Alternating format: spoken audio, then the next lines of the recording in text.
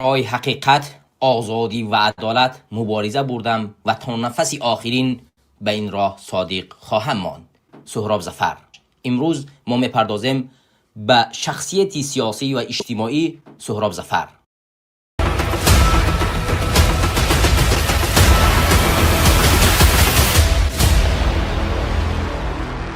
سهراب ظفر 24 نوامبر سال 1978 در جمهوری تاجیکستان تولد شده است. او در عائله معمولی تاجیک به دنیا آمده، اما پیوندان او با دایره‌های نظامی و سیاسی تاجیکستان ارتباطی زیج داشتند. سهراب ظفر جیان گنرال معروف غفور میرزایف می باشد. سابق فرمانده گواردی پرزیدنتی تاجیکستان، راهبر آژانسی نظارتی بر مواد مخدره. غفور میرزایف پس از انجام جنگ شهروندی در تاجیکستان نفوذ زیاد در حکومت امامعلی رحمانوف داشت، اما سال 2004 میرزایف بازداشت شده. در سال 2006 به عیب خیانت به دولت، تلاش برای غصب حاکمیت و فسادکاری به حبس ابد محکوم گردید. حبس میرزایف به زندگی و جهانبینی سهراب تأثیر عمیق گذاشت. او به سیاست و فعالیت مخالفین توجه ظاهر کرد و نسبت سیاست رژیم امامعلی رحمانوف موقع تنقیدی گرفت. هنگام کار و تحصیل سهراب ظفر بیشتر به محیط سیاسی و فعالان مخالفان آشنا گردید. فعالیت سیاسی و آشکار سهراب ظفر از سال 2014 آغاز می شود. در این دوره عمرعلی قوتوف، پایه‌گذار حرکت سیاسی گروه 24، در میان مهاجران تاجیک در روسیه یک دعوت عمومی برای اتحاد جوانان و شروع مبارزه سیاسی علیه رژیم امامعلی رحمانوف اعلان نمود. این دعوت قوتوف صدای نو و امید برای مهاجران تاجیک بود که فشار و فساد دولت رحمانوف آنها را به تنگ آورده بود. محض از همین زمان لحظه فعالیت سیاسی و آشکار سهراب ظفر شروع گردید. او با جوانان فعال و دیگر راهبران حرکت سیاسی گروه 24 رابطه برقرار کرده و یکی از چهره‌های اساسی این حرکت در روسیه تبدیل یافت. سهراب ظفر در گردی هماهنگی‌ها و اعتراضهای مخالفان در شهرهای گوناگون روسیه از جمله مسکو، سن پترزبورگ، یکاترینبورگ، نووسیبیرسک و دیگر شهرها اشتراک کرده است. او با نقطه‌های آشکار و موقع تنقیدی خود ضد حکومت امامعلی رحمانوف برآمد می‌کرد. سهراب ظفر در زمان تأسیس سازمان جوانان برای تاجیکستان نقش مهمی بازید. این سازمان را مقصود ابراهیموف راهبری می‌کرد. هدف این سازمان حفظ منفعت‌های مهاجران تاجیک، مبارزه با رژیم رحمان و تأسیس یک جامعه آزاد و دموکراتی در تاجیکستان بود. اما فعالیت این سازمان مورد هدف جدی مقامات تاجیکستان قرار گرفت. سال 2014 حکومت تاجیکستان گروه 24 را همچون حرکت افراطگرا اعلان کرد و فعالیت آن را در قلمرو کشور ممنوع کرد که سازمان جوانان نیز در این پرتو ممنوع اعلان کرده شد. پس از ممنوع اعلان شدن حرکت سیاسی گروه 24 و سازمان جوانان برای احیای تاجیکستان، مقامات تاجیکستان با واسطه اینترپول و خدمات امنیتی روسیه به تعقیب فعالان این حرکت شروع کردند. در نوامبر سال 2014 به مقصود ابراهیموف در مسکو حمله صورت گرفت که در نتیجه او جراحت برداشت. در ینوری 2015 باشد او را بازداشت کردند و پس از آن به تاجیکستان برای غیر قانونی استرداد کردند و در تاجیکستان او را به 17 سال زندان محکوم کردند.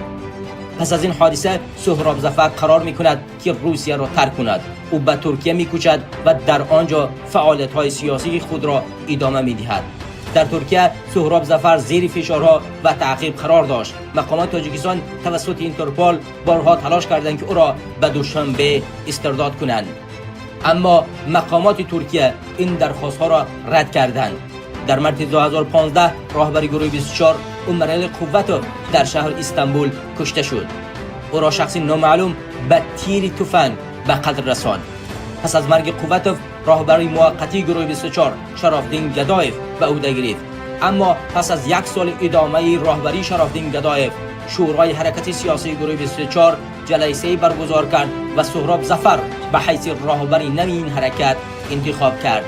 هنگام به راهبری آمدن سهراب، گروه 24 در حالت ضعفی قرار داشت و خطری از بین رفتنش وجود داشت، ولی سهراب ظفر توانست ساختار حرکت را دوباره سازمان دهد. روابط دیپلماتی را با سازمان‌های بین المللی به مانند سازمان ملل متحد، پارلمان اروپا برقرار کند. استفاده وسیع شبکه‌های اجتماعی را برای گسترش پیام حرکت راه اندازی نماید. در سالهای 2014 و 2015 باشد سهراب ظفر و دیگر فعالان گروه 24 در شهرهای گوناگون روسیه از جمله مسکو، سنت پترزبورگ، اکاترینبورگ، نووسیبیرسک، سمره و دیگر شهرهای روسیه برنامه‌های سیاسی و گردهمایی‌های آشکاری برگزار کردند. این گردهمایی‌ها اکثرا در مرکز شهرها و نزد نمایندگی دیپلمات‌های تاجیکستان در روسیه گذرانیده می‌شد. سهراب ظفر با سخنهای شدید خود که علیه سیاست و فسادکاری امامعلی رحمانوف و ناعادلتی‌های اجتماعی حکومت تاجیکستان روانه میشد، مردم را با مبارزه شهروندی و بیداری سیاسی دعوت میکرد. سهراب ظفر توانست جوانان مهاجر را که اکثرا در محیط وزنین مهاجرت و به اعتنای دولت قرار داشتند متحد کند. او همیشه تاکید میکرد که جوانان قوه اساسی تغییرات هستند و برای به دست آوردن آزادی آنها باید سیاست فعالانه و مقاومت را پیشه گیرند. این برنامه‌های سهراب و بیداری سیاسی جوانان تاجیک در روسیه و اروپا تأثیر جدی گذاشت. محض همین فعالیت‌ها و بیداری جوانان سبب شد که نه تنها حکومت تاجیکستان بلکه مقامات روسیه و کشورهای دیگر آسیای مرکزی نیز به گروه 24 توجه ظاهر کنند. فشار دیپلماتی از جانب حکومت تاجیکستان باعث شد که مقامات روسیه در موردهای گوناگون و بازداشت‌های اعضا و طرفداران گروه 24 و سازمان جوانان اقدام نمایند. یکی از مهمترین رویدادهای تاثیرگذاری فعالیت حرکت سیاسی گروه 24 در دوره راهبری سهراب ظفر حمله به کاروان ماشین‌های امامعلی رحمانوف در آلمان بود. وقتی کاروان ماشین‌های پرزیدنت امامعلی رحمانوف به نزد بنای حکومت آلمان نزدیک می‌شد، یک گروه از جوانان فعال گروه 24 در نزد کاروان قرار گرفتند و با نشان اعتراض به سوی ماشین‌های امامعلی رحمانوف تخم‌های پوسیده را پرتاب کردند. این عمل همچون یک رمز اعتراض شدید از جانب گروه 24 بود و سیاست‌های نادرست و ناتوان دیکتاتور امامعلی رحمانوف. گروه 24 و سهراب ظفر که در پس زمینه این اعتراض قرار داشتند، یک سیگنال و یک پیام به جامعه جهانی و کشورهای دیگر فرستادند که مردم تاجیکستان دیگر خاموش نمی‌ایستند و بر ضد سیاست‌های دیکتاتوری و فشار خانواده رحمانوف مبارزه خواهند کرد. حادثه مذکور که طوری که آماری رسمی آلمان نشان داد واکنش‌های زیادی را در رسانه‌های بین المللی به وجود آورد و منجر به تعریف‌های ضد حکومت تاجیکستان از جانب سازمان‌های حقوقی بشر شد. گروه‌های مخالف تاجیک و دیگر سازمان‌های اجتماعی بین المللی سهراب ظفر و اعضایان گروه 24 را برای نقش مهم در فردای سیاست تاجیکستان که آن را آزادی و دموکراسی می‌خواهند ستایش کردند. به هر حال مقامات تاجیکستان با یاری راهبران دیگر دولت‌ها بخصوص از روسیه و دیگر کشورهای آسیای مرکزی همیشه تلاش می‌کرد که سهراب ظفر و دیگر راهبران مخالفان را مورد تعقیب قرار دهد.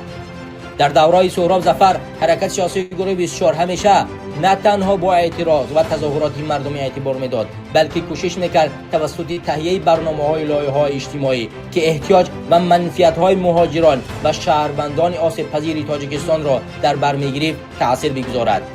این مبارزه و زیرکی سهراب ظفر باعث گشت که حکومت دیکتاتور امامعلی رحمانوف در پی نابود کردن و زندان کردن او شد. 10 مارس سال 2024 سهراب ظفر در ترکیه غیب زد. پس از چند روز معلوم شد که او را به تاجیکستان برای غیر قانونی بردند. به همگان معلوم بود که حکومت دیکتاتور امامعلی رحمانوف با همکاری با حکومت فسادزده ترکیه بتواند سهراب ظفر و نسیم جان شریپوف را از ترکیه به تاجیکستان دزدیده برد. 17 اکتبر 2024 دادگاه شهر دوشنبه او را در محاکمه پوشیده به 30 سال زندان محکوم کرد. اتهام اعلان شده عبارت بود از تلاش برای سرنگون کردن حاکمیت، افراطگرایی، دستگیری مالیوی، تروریسم و تحریک به آشوب‌های عاموی. سهراب ظفر در معرفه دادگاه خود چنین اظهار داشت که من به ملتم خیانت نکردم، حق هیچ کسی را نخوردم و حزب ما را اکستریمیستی و تروریستی نیست. سخنهای آخر سهراب همچون رمز اراده قوی و صداقت به آزادی و عدالت در تاریخ تاجیکستان باقی خواهد ماند. ما هرگز چنین شهروندان تاجیکستان که برای آزادی و آسایشتگی مردم تاجیکستان و بیداری سیاسی و فرهنگی مبارزه بردن فراموش نخواهیم کرد و برای آزادی تاجیکستان مبارزه خواهیم بود. با شما بود عبیدالله سیدی.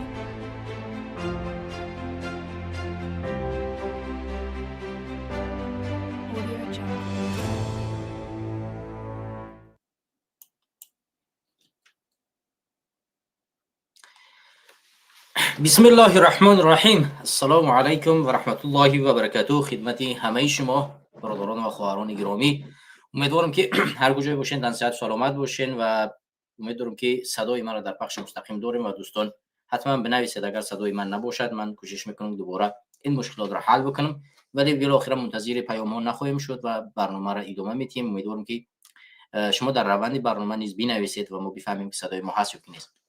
دوستان گرامی، شما رو به برنامه قدرت و حقیقت خوش آمدید میگویم. امروز خدا را سپاس میگویم از آنی که توانستیم در برنامه 47 قدرت و حقیقت در حضور شما دوستان قرار بگیریم. این خوشحال کننده است که ما میتوانیم هر هفته برنامه را با سلامتی که پروردگار برای ما داده است برگزار بکنیم و برای شما افکار خود را، نظر خود را، در تحلیلات خود را در موردهای گوناگون بیان بداریم.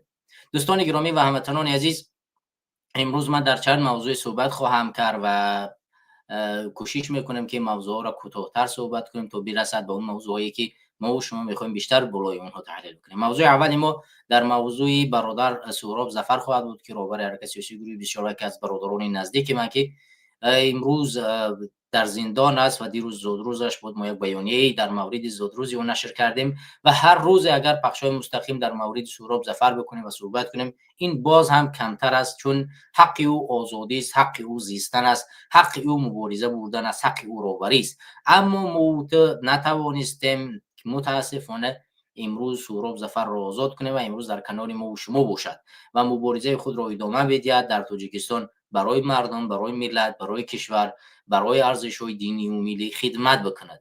متاسفانه ما این کار را تواناییش نداشتیم و تا امروز متاسفانه این توانایی را نداریم و این باعث کرده است که چنین برادران، چنین کادرها، چنین ارزشمندان بروند در داخل زندان باقی بمانند و ما خودت متاسفانه در جایی که باید ما زندان باشیم چنین برادران آزاد باشند آزاد است. ولی به هر حال ما خودت هر بهانه‌ای را که پیدا کنیم که بتوانیم در مورد چنین فرزندان ملت صحبت بکنیم دریغ نمی‌داریم و همیشه در فکر نظر خودمون رو در مورد اینها خواهیم گفت، صدای او خواهیم بود تا زمانی که این برادران در زندان خواهد بود. ما صدای آنها خواهیم بود، ما سلاح آنها خواهیم بود، ما فکر آنها رو خواهیم داشت و همیشه در تمام موقع‌ها و جایها صدای این زندانیان خواهیم بود. هیچ وقت حکومت امامی رحمان رو فراموش نکند که به زندان کردن سهراب ظفر، نسیم جان شریف و ده ها فعالان جامعه شهروندی، مبارزان، سیاسیان، نمیفهمم هر کسی باشه، روزنامه‌نگاران، صدای اونها را خاموش میکند. ما صدای اونها خواهیم بود و تا جمله آخر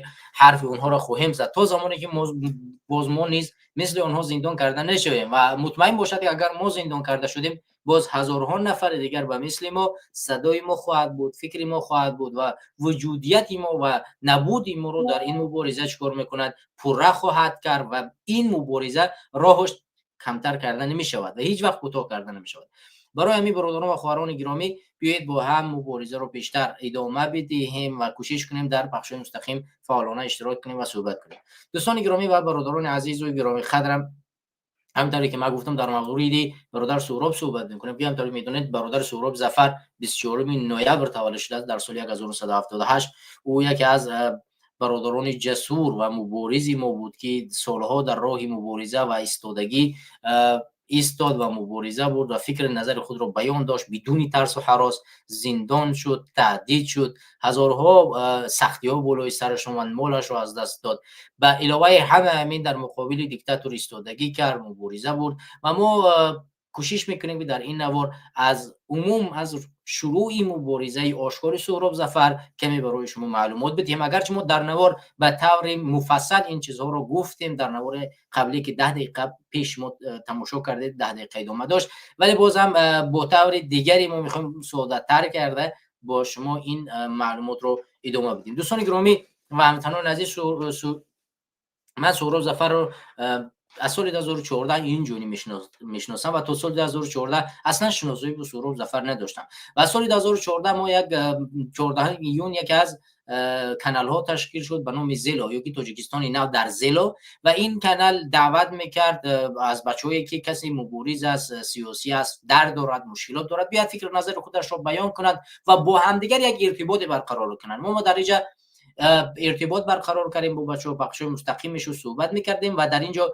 دعوت شد از راهبر حرکت سیاسی گروه بسیار مرحوم عمرعلی قوتف و ایشان در یک چندین جلسات اومدن اشتراک کردن و ما در این جلسات به ایشان سوال و جواب کردیم و در روند همین جلسات ما از برادر سهراب ظفر که به اسم شم در زل شناخته میشد آشنایی پیدا کردیم و بسیار صحبت‌های کوتاه میکرد و این صحبت‌های ما از زلو به واقعیت پیوست و برادرمون نوردین رضایی که این حال به نظرم در تعطیلات است با ایشان با پیشنهاد ایشان که بیاید در مسجد پرسپک میر یک ملاقات حضوری انجام بدیم، برادران مبارز تصمیم گرفتن. ما اومدیم در این ملاقات‌های حضوری در مسجد پرسپک میر با یکدیگر دیدار کردیم و در این دیدار تصمیم گرفته شد که ما هر هفته روزهای جمعه در مسجد پرسپک میر در اینجا جمع میاییم و در اینجا میشینیم و در اینجا میدان میگذرونیم و این باعث گشت که ما در هفته‌های بعدش یک میدان در مسجد پرسپک میر انجام بدیم و مردم در اطراف ما جمع شوند. یک ملاقات بسیار خوب بود، مردم او را پذیرفتند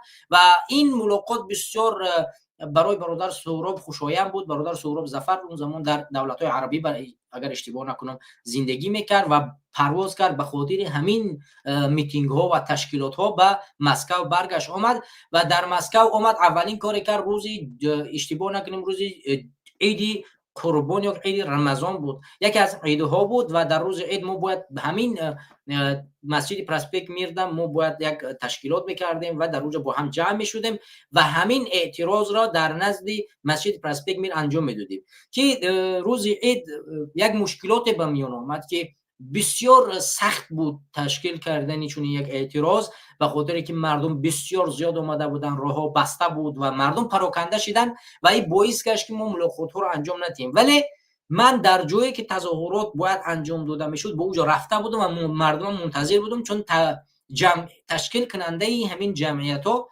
بیشترش به عهده من بود و من باید این مردم رو به اینجا جمع می‌آوردم و در همین باعث گشت که برادر سهراب در زلو که اون مدیریت اساسی زلو اون زمان یعنی ما 5 نفر بودیم، یکی از اونها من بودم و باید تمام مردم رو جمع می‌کردیم.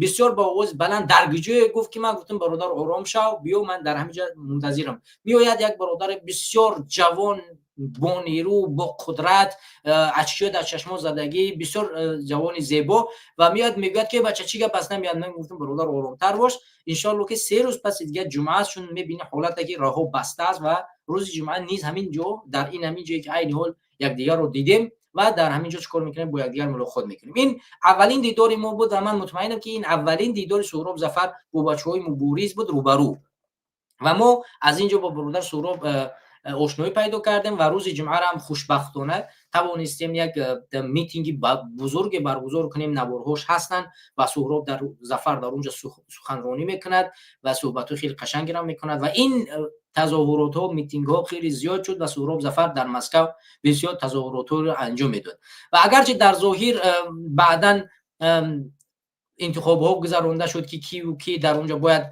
تمام تظاهرات ها رو به عهده میگیره پیش میبرد. اگرچه عمرعلی قوتف برادر سهراب ظفر را انتخاب کرده بودن ولی بچه‌ها من انتخاب کردن که باید میتینگ ها را تشکیل میکردیم که بچه‌ها را دعوت میکردیم میبردم اما به هر حال من وقت نداشتم و تقریبا 80-90% از کارها دست برادر سهراب ظفر بود و تمام تشکیلات را چون کار نمیکرد بیکار بود و هدف اساسیش برای اومدن همین میتینگ ها بود. یعنی فکر کنید یک انسان از دیگه دولت پرواز میکند و میآید به خاطر تنها چی بودن در چنین یک تظاهرات ها در مقابل حکومت، میداند که این چه خطر جدی دارد و این تظاهرات ها انجام شد. هر هفته ادامه میافت. غیر از این تظاهرات ها تمام ساختمان هایی که در اونجا استرایی که میگیم به اصطلاح روسی اونجا بود دعوت کنی میرفت و هزارها دیدارها و ملاقات های دیگری هم انجام میداد. ما میرفتیم دیگر روزها با هم آش میکردیم، در یک جا میشیشتیم، در مسئله سیاسی صحبت میکردیم و همین گونه ادامه یافت و بعداً یادتون هست که حرکت سیاسی گروه 24 که بعدا سازمان جوانان برای ایهای تاجیکستان رو ساختیم و سهراب ظفر یک از تشکیل کننده های این سازمان هست و این سازمان رو وقتی ما ساختیم در روند تشکیل همین سازمان تصمیم گرفته شد که در شهرهای گوناگون روسیه چنین یک میتینگ ها و چنین یک دیدارها انجام داده شود و برادر سهراب ظفر اولین اشخاصی بود که با برادر مقصود ابراهیموف و دیگر برادرها به همین ملاقات ها سفر کردند و در چندین شهرهای روسیه از جمله نوسیبیرسک، یکاترینبورگ و دیگر سمر و دیگر شهرها تظاهرات ها کردند، دیدارها کردند. همین صدای مبارزین را، مجاهدین را، مخالفین را به گوش تمامی مردم تاجیکستان برسانند. شما یک چیز فقط تصور کنید که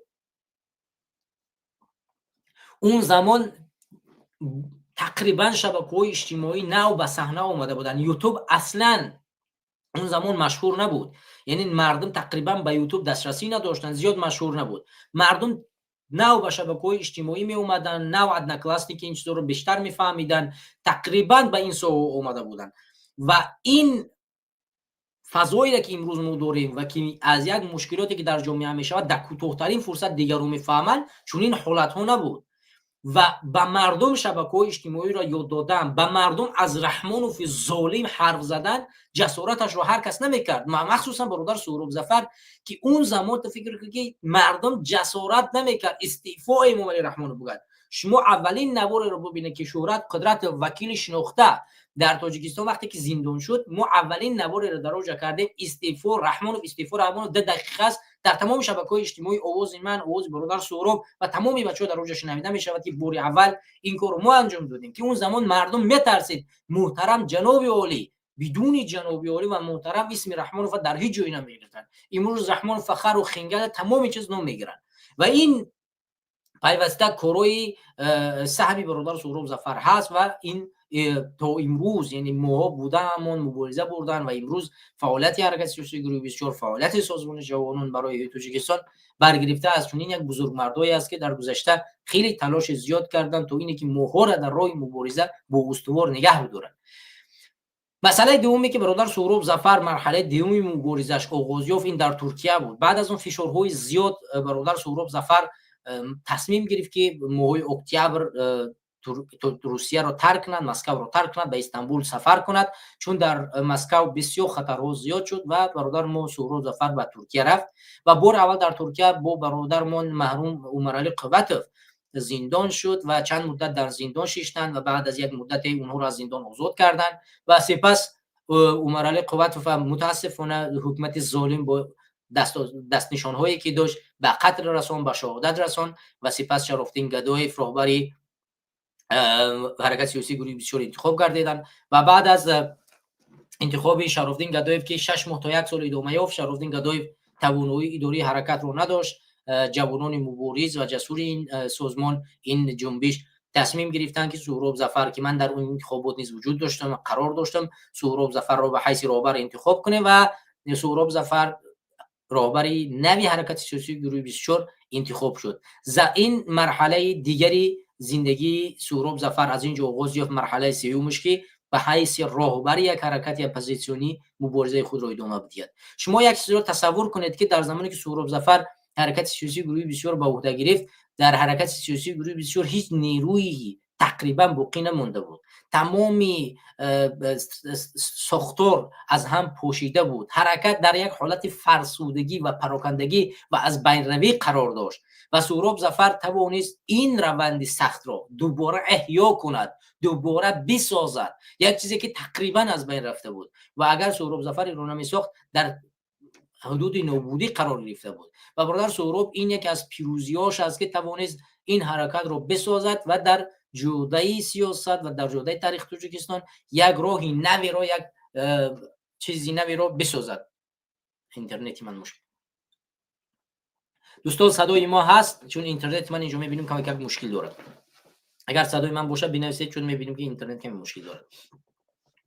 پس سهراب ظفر مرحله دقیق و پیش از همه خوبتر در دوران راهبریش بود که توانست دوباره جوانهای جسور این حرکت را بر بگرداند برای مبارزه و مبارزه‌اش را ادامه بدهد و ما توانستیم در با سهراب ظفر در یک مدت کوتاه دوباره ساختار حرکت سیاسی گروه 24 را بسازیم، در مرحله جدید سازمان را در عرصه بین المللی شناس بکنه و در همین زمانی برادر سهراب ظفر بود که OBSE یا که سازمان امنیتی همکاری اروپا بار اول از جانب حرکت سیاسی گروهی بسیار پیدا کرده شد برای مخالفان تاجیک و علاوه بر این در زمان برادر ما سهراب ظفر بار اول از مخالفان تاجیک توانستند به پارلمان اروپا بروند، با وکیلان اتحادیه اروپا ملاقات کنند.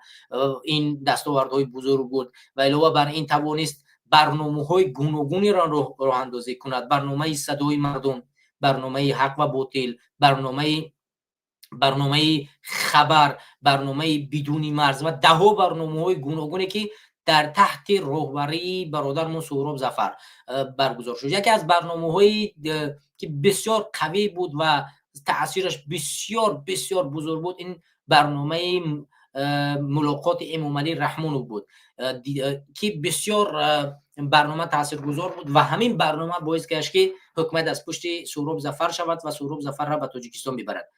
در این برنامه که سهراب مخصوصا تعرضی کرده بود، رحمانوف رو با یک ملاقات گرم در هر کجایی که میرفت حرکت سیاسی گروهی بسیار در ملاقاتاش کار میکرد، او رو میرفت پیدا میکرد و دنبالش میگشت و ملاقات چیکار میکرد، استعفایش رو طلب میکرد. ما میدونیم که در بار اول این کار در پراگ قرار گرفت که وقتی عمری رحمانوف سفر کرد به شهر پراگ، در اونجا برادران مبارز حرکت سیاسی گروهی بسیار در اونجا رفتن، استعفا طلب کردن و با محافظای عمری رحمانوف درگیر شدن و بار دوم در کرملین در نزد ارباب عمری رحمانوف در پایتخت روسیه در مسکو این ملاقات صورت گرفت که شهاب‌الدین بدلوف، رحمت جان محمد جان، ذوالفقار دیگه برادران مبارز در این ملاقات اشتراک داشتن و استعفای عمری رحمانوف را طلب کردن.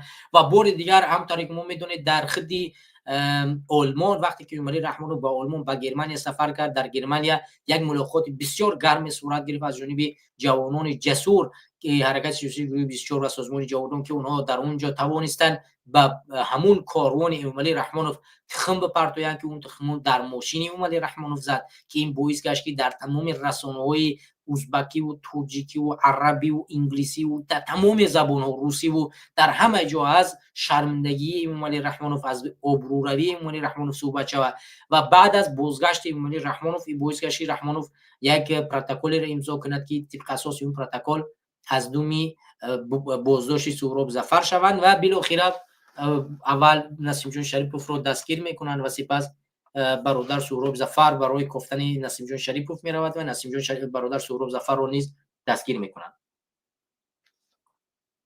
و بعد از دستگیر برادر سهراب ظفر یعنی به طور مرموز ناپدید میگردد و بعد از یک مدت یعنی 6-7 ماه معین میگردد که برادر سهراب ظفر در تاجیکستان است و در اداره امنیت نگاه کرده می شود و بعدا با یک درهای پوشیده او را بعد 30 سال محکوم کردن که 10 سالش زندان پرزور است. یکی از بدترین زندان‌ها این زندان‌های پرزوری است که انسان‌ها رو در اونجا نگاه می‌دارن. یکی از برادرها در زندان قرار داشت، وقتی از زندان آزاد شد او به ما خبر داد که برادر سهراب ظفر در بدترین شرایط نگاهداری می‌شود، سلامتیش از دست داده است، سرش سفید شده است و ده‌ها چیزهای دیگری که واقعا نگران کننده است که در جامعه‌ای که 10 میلیون اهالی دارد چون این فرزندان جسور بناموس چیکار کرده میشوند؟ زندان کرده میشوند، در حالی که در روند دادگاهیش سخنایی که او گفت مندلا چون این یک سخنان نگفته بود. همین را میفهمید شما. ولی مردم هندوستان توانستند مبارز خود را از زندان آزاد بگردانند، ولی ما مبارز خود را در زندان قدر نمیکنیم. ببینید صحبت‌های چی کرد.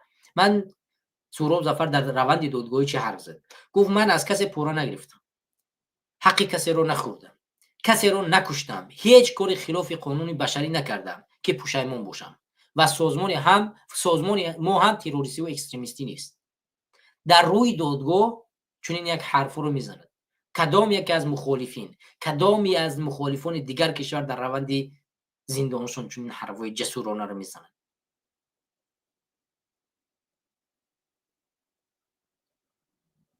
همین رو میفهمید. افریقا توانست چندین نفرای بونفوذ خود رو خلاص بکنند. هندوستان توانست، مالزیا توانست، اندونزیا توانست. چرا ما امروز نتوانیم؟ همین قرقیزستان همسایه ما چند مرتبه میشه فرزندایش زندانیش از زندان آزاد میکنند، ولی ما تو امروز نتوانستیم. این ننگی خیلی بزرگی برای ما است. برای همین دوستان گرامی، شما میتوانید به سامانه رسمی سازمان جوانان برای تاجیکستان پیوست شوید. در سامانه رسمی سازمان جوانان برای تاجیکستان در اینجا من عین حال برای شما نشان میدیم.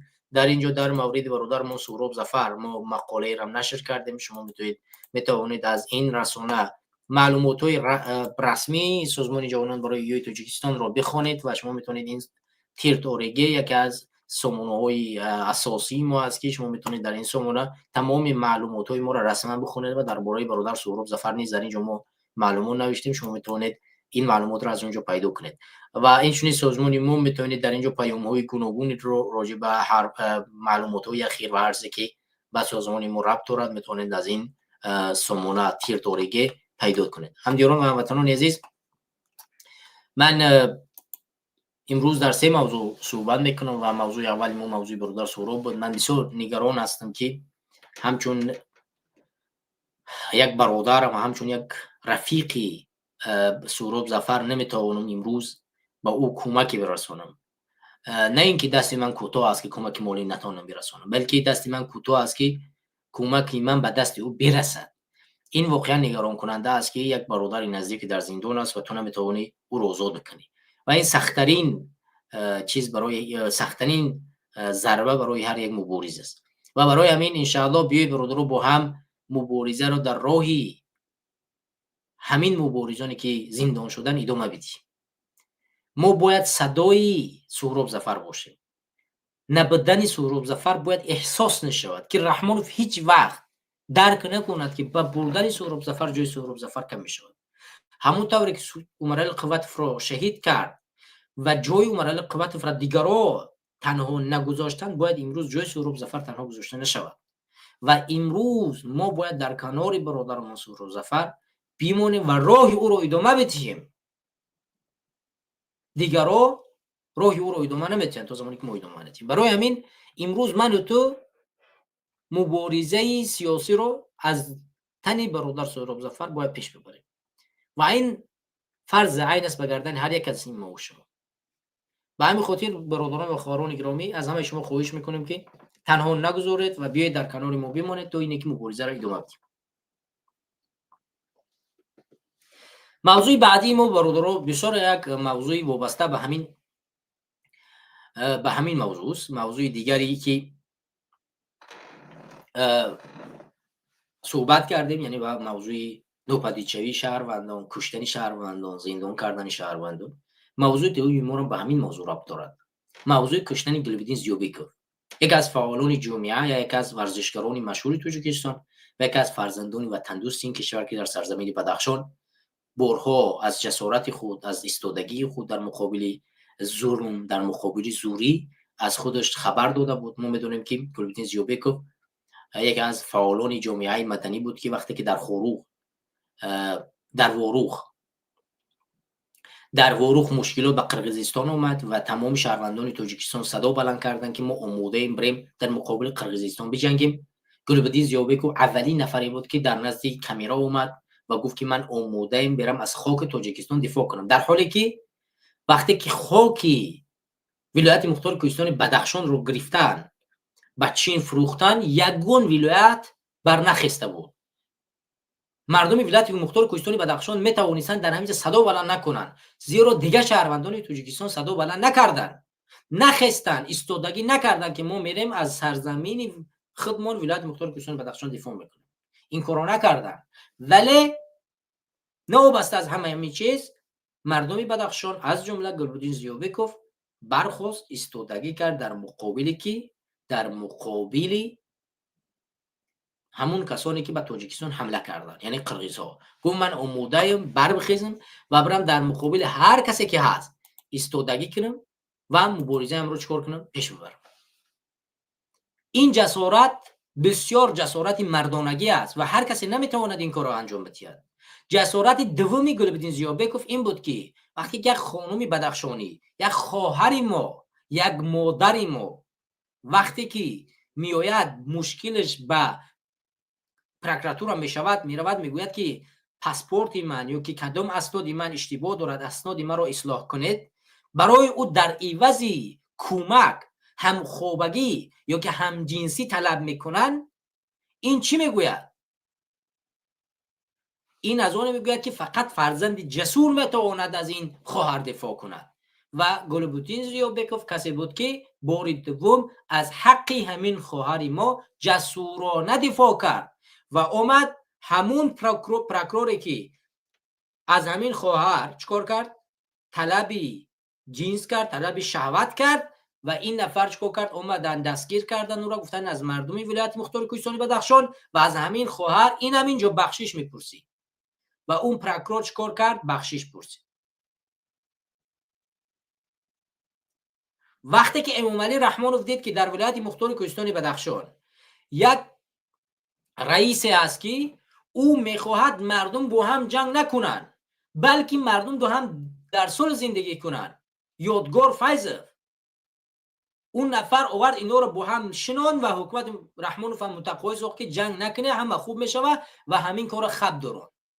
ولی رحمانوف کینگیر است، قصدگیر است و او هیچ وقت نمیبخشد و رحمانوف در نقشه کشید که چگونه من این ولایت مختار کوهستان بدخشان را زیر تصمیم خود قرار بدیم و چیکار کرد؟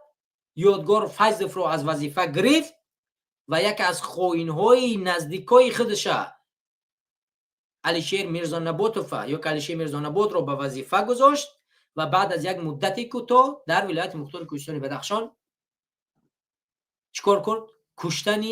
کشتنی گلبدین زیابکوف نقشه کشیده شد و به خاطر دفاع از یک مادر، از یک خواهر، زیابکوف در تاریخ 25 2021 سال 2021 به قتل رسانیده شد، به شهادت رسانیده شد. یعنی امروز روزی هست که 4 سال پیش یک شهروند تاجیکستان، یک از فرزندان جسور این کشور، یک از بانوموسین این کشور که از خواهر من، از خواهر تو، از خواهر همه تاجیکستانی، از خواهر مسلمان 1.5 میلیارد مسلمان دفاع کرد، کشته شد، شهادت رسانیده شد. اون به خاطر یک بدخشانی را دفاع کردنش خطر نشده است. اون بدخشانی از دیدگاه دین خواهری من است، از دیدگاه نجات خواهری تو است و از هر روی از دیدگاه هموطنی تو است. از همه جهت اون نفر دفاع کرد از یک خواهر و امروز در تاجیکستان در قبر گذاشتنش و یک انسان حقی نزد قبر او رفتن رو ندارد.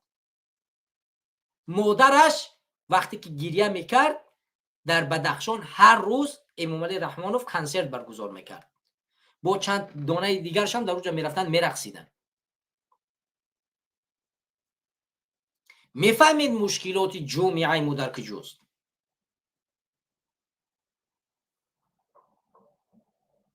ببینید وقتی گلبدین زیابکوف کشته میشود روز 21 نوامبر سال 2021 فرزندان جسوری ولایت مختار کوهستان بدخشان میروند به میدان میبرویند و در میدان ایستادگی میکنند و میگویند که حق این فرزند باید برگردانی شود. یکی از جسورترین کارهایی را که اینجا انجام میدهد مادر گلبدین زیابکوف است که اون نفر تابوت فرزندش رو، جسد فرزندش رو گرفته به گورستان نمیرود بلکه به نزد میدان میارد، میگوید که خونبهای فرزندی من اینجا باید اول پرداخت کرده شود. کسی که این رو به هلاکت رسانده است باید اول خونبها بسپارد، اول نمیگوید اونها رو بکشید بلکه جزاشون بدهید، کسانی که از سلاح استفاده بردن. و در کنار این مادر زیاده از 4000 در این میدان چکار میکند؟ جمع میآیند و هر روز در شهر وروخ مردم جمع میشوند، در شهر خروخ هر جمع میشوند و چکار میکنن؟ ایستادگی میکنن.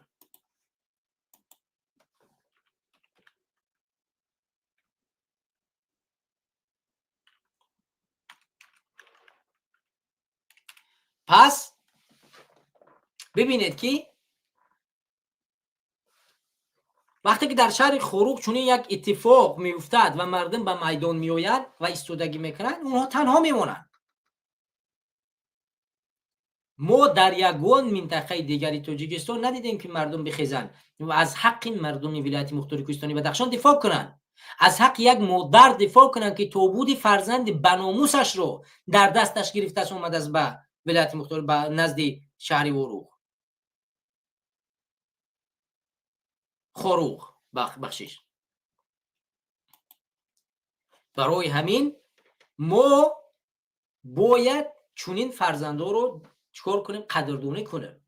ببینید 4000 نفر آمدن از حق طلبی و حکومت رحمانوف اینها را فریب داد و یک کمیسیه به نام 44 تشکیل شد و او کمیسیه 44 باید چکار میکرد؟ مردم رو آرام میکرد و کسی که گلبدین ضیابکوف را به قتل رسانده است او باید به جوابگری کشیده میشد. و همین خیلی از مابین چند ماهی گذشت و حکومت برنامه و نقشه کشید که چگونه محمد باقر رو چکار کنم؟ به قتل برسونم، به شهادت برسونم. و بالاخره چندی پس محمد باقر رو به هلاکت رسونید و وقتی که لیدر مردم بدخشان به هلاکت رسید دیگر چی شد؟ میرزا نباتوف خائنی مردم ولایت مختار کوهستانی بدخشان، خائنی مردم تاجیکستان، حمله را آغاز کرد به فرمان امامعلی رحمانوف به شهرهای گوناگون ولایت مختار کوهستانی بدخشان و زیاده از 150 تا 200 نفر در اینجا به هلاکت رسانیدند و زیاده از 100 نفر دیگر را زندان کردند. تمام کمیسیه 44 نفرایی که به خاطر عدالت خواهی و برقرار عدل تشکیل کرده شده بودند همه اونها را زندان کردند. ارگاشف یکی از جوانایی که در انتخابات پرزیدنتی نامزدی خودش را پیشنهاد کرده بود، یکی از وکیل‌ها، کسی که حقوق شناس بود و از مردم همیشه دفاع میکرد و اداره داشت در شهر خروق و چکار میکرد؟ هر روز به مردم خدمت میکرد و اونها را بردن از 20 سال تا 30 سال زندان کرده و از شهرهای گوناگون روسیه هر روز یک بدخشانی رو بروهای گوناگون چکار میکردن؟ می‌دزدیدن میآوردن.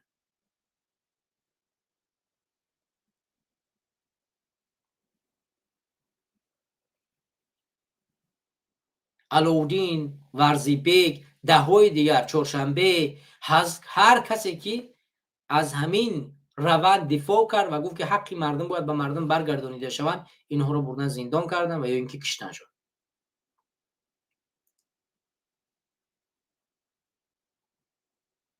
وقتی که ما موضوع اساسی رو میگذاریم آیا حاکمیت به عائله امامعلی رحمانوف متمرکز شده است؟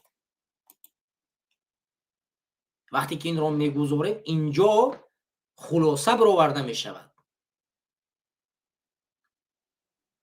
سهراب ظفر کلابی، نسیم جان شریف کلابی میآیند از ترکیه برای غیر قانونی میدزدن، میبرن، چیکار میکنن؟ زندان میکنن. عمر علی قواتوف کلابی برای غیر قانونی میان در ترکیه به قتل به شهادت میرسونن.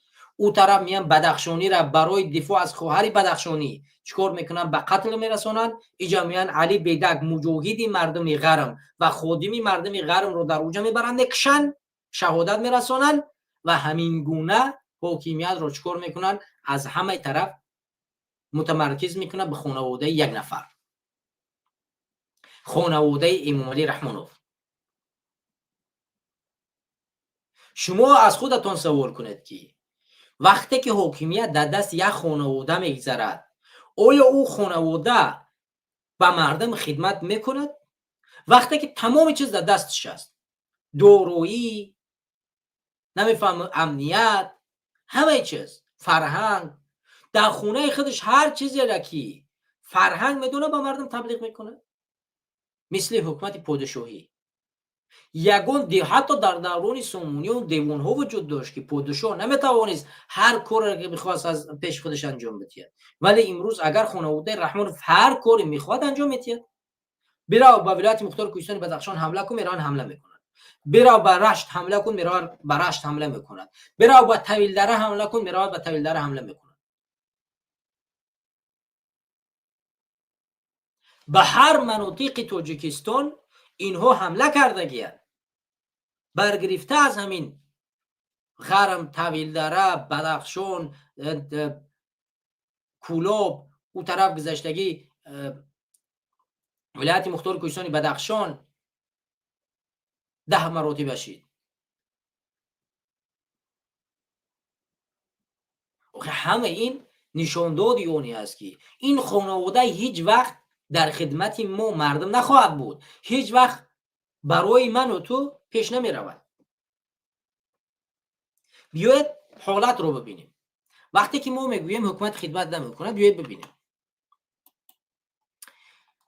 بیاید یک نوار رو من به سمت شما بمونم. این نوار رو من چگونه بیارم؟ این نوار رو من به سمت شما بیارم.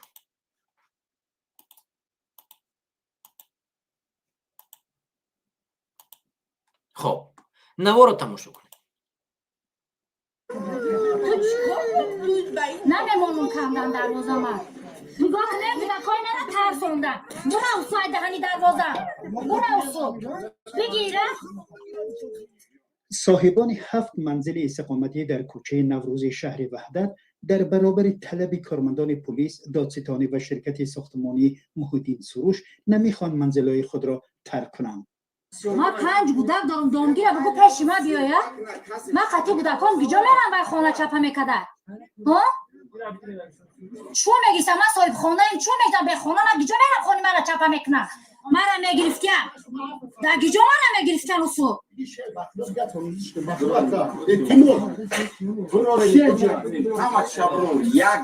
شیدم میروورده کنی خانی ما که من برم. من قانونی دولت کتیسیون کنم. من نماینده قانون تلفن تمرم ته. شما دیدید این خانواده شهروندانی هست در شهر وحدت که اونها رو از دستشون میگیرن، میوین میگم من نماینده قانون تلفن تبتی کامرا نکرد. نماینده قانون چه حق داره تلفن شهروند رو میگیرد؟ این خانواده میگه من 5 فرزند دارم. من 5 فرزند دارم و خانه من نباید غصب کرده شود. برای من خانه بتید، کلید خانه رو بتید، من حاضر میرم. من با 5 در فرزند کجا برم؟ میگه فرق نمی کند، من نماینده قانونم. کلید رو به دستی من بدی، تلفن رو به دستی من بدی. از نماینده قانون تهدید کرده می شود. یعنی این عذاب بالای یک خانواده در تاجیکستان نیست، بالای همه هست. برای چی؟ برای که ما پراکنده ایم. برای چی؟ برای که ما نمیخواهیم در تاجیکستان انقلاب شود. برای که نمیخواهیم از جان خودمون بگذاریم. این همی سختی ها رو قبول داریم و از جان خودمون نمیگذاریم. ایستادگی نمیکنیم. 10 نتیجه گل بدین زیاد بکفه به خطر رسم میرسونن، گپ زدن نمیتونیم. 100 تا سهراب ظفر میبرن در تاجیکستان زندان میکنن، خاموشی را اختیار میکنیم. نمیبرایم سهراب ظفر شیم. 1000 کسی ما برویم. اگر 1 میلیون تاجیکستانی حاضر بروید، 1 میلیون جوان، 500 100 تا حتی 1000 اگر جوان بروید، 10,000 جوان بروید، بگید که من سهراب ظفرم. سهراب ظفر رو زندان میکنن، میرینن سهراب ظفر رو به فردا آزاد میکنن. مشکلات را در مردم نگذارید. نه من برام خودم توقعیم. همین خیلی خودت اگر 10 تا 100 تا 50 تا 10,000 نفر بروید، مطمئن باشه گلگون شکوفا میشه جامعه ما. مشکلات اساسی ده همین جا است که شهروندان جسوری که یتا میکشن، در تنهایی هممون اینا قبول میکنیم و حرف نمیزنیم. برای چی؟ برای که هراس داریم. نمیشود که ما امروز منتظر اون باشیم که یگان نجات دهنده سیاره میاد میانن ما تاجیکو را نجات میدهد. تاجیکستان رو هیچ کس هیچ وقت و هرگز نجات دادن نمیتواند مگر آنی که من تی مسلمان من تیه که به خدا ایمان داریم، من تیه که به رسول ایمان داریم، به روز قیامت ایمان داریم، من تیه که میدونیم که در تاجیکستان و در اسلام وقتی که ظلم میکنن این امکان نداره، این ممنوع است، حرام است. ظالم مظلوم در روز قیامت جوابگو است و پاسخ میدن. وقتی که من تو ایرا میدونه و بر نمیخیزیم در مقابل زوری و ظلم نمیستیم، فردا جواب داده میشه، پاسخ بخوایم داد، پرسش میشویم که برای چی، به اساس کدام چیز تو امروز خاموشی را اختیار کردی؟ چرا بالای تو ظلم شد از حق خود دفاع نکردی؟ چرا مال ملک تو گرفته می شود، حق تو گرفته می شود، تو گپ نمیزنی؟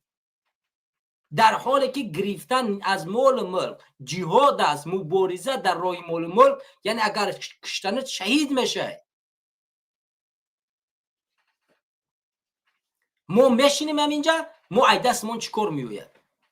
ای دستی همه ای ما یک کار میوید اگر بخواهیم، چون ما را پراکندگی کشتگی است. امروز من تنهایم، در کنارم نمیوی بیستی، فردا سهراب ظفر تنها است، در کنارش نمیستی.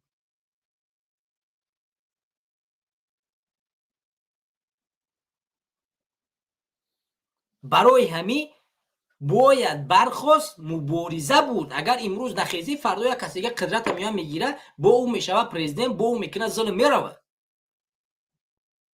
برای همین اتحادی مردم این مهمترین نقطه است که هیچ نفر نمیتونه ظالم بمونه بشوه، نمیگذارش که مظلومه چکار کنه، ظلم بکنه، از حق مظلوم دفاع میکنه. فقط به یه اساسی به دست میآید.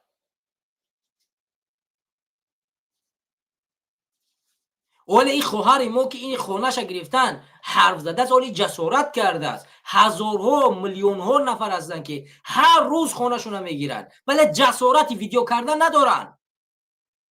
حتی از خانواده همین مبارزه و از خانواده همه ما گرفته، از خود ما گرفته که میآیند زمین تا میگیرن، خانه‌هامون میگیرن، گپ زدن نمیتونن، حرف زدن نمیتونن در نزدیک میره که این اومدن زمین ما رو گرفتن، خانه ما رو گرفتن، ولی ملک ما رو گرفتن. و هاز اگر که برای یک مبارز باید بگه که این خانه ما را گرفتن، به خود بندگان به خاطر خانهش برمد مبارزه بود. 1000 تا چاپلوس کثیف نامرد اومد مرل قوت فکر که به خاطر مالش برمد است. اما در دین اسلام خستن و دفاع کردن از مال ملک، از مال ملک خودت، این حقی هر یک شهروند است و در این راه کشته شدی شهید میشه. اون مال همین گونه به دستت نیامده است که زحمت خواسته است و تلاش خواسته است و تو جان فدایی کردگی برای او.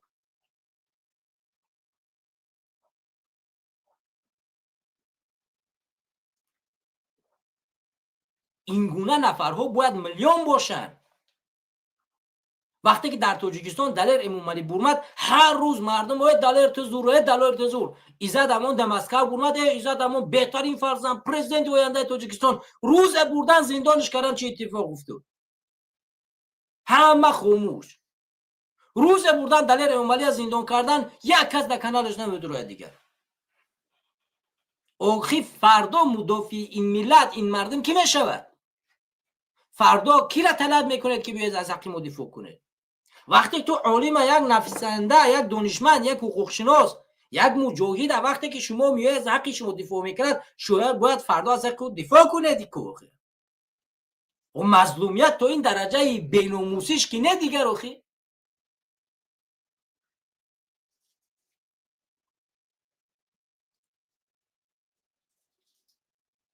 عیب و شرم است.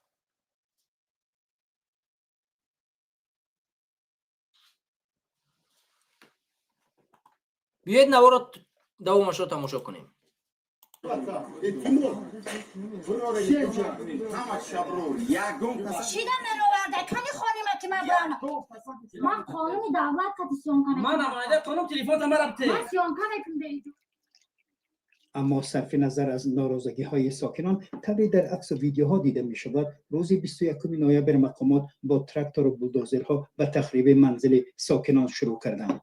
در نوارهای ویدیویی که به دست رادیو آزادی رسید دیده می شود کارمندان پلیس دروازه منزل آنها را با زور بازنموده وارد میشوند و طلب میکنند که خانه های خود را برای شرکت ساختمانی محودین سروش خالی کنند. من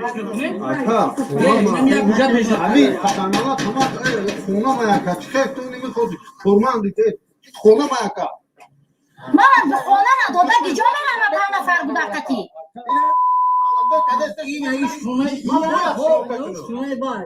من بودکتی گیجا میرم خانه نمیگرنی من گیجا میرم بگو. ساکنان این حوله ها میگویند از سال 2022 به این طرف این شرکت با چه راه و بی‌رازگی آنها قرار حکومت وحدت را برای ساختمان دریافت کرده است و با تکیه به آن تلاش دارد آنها را از اینجا بیرون کند.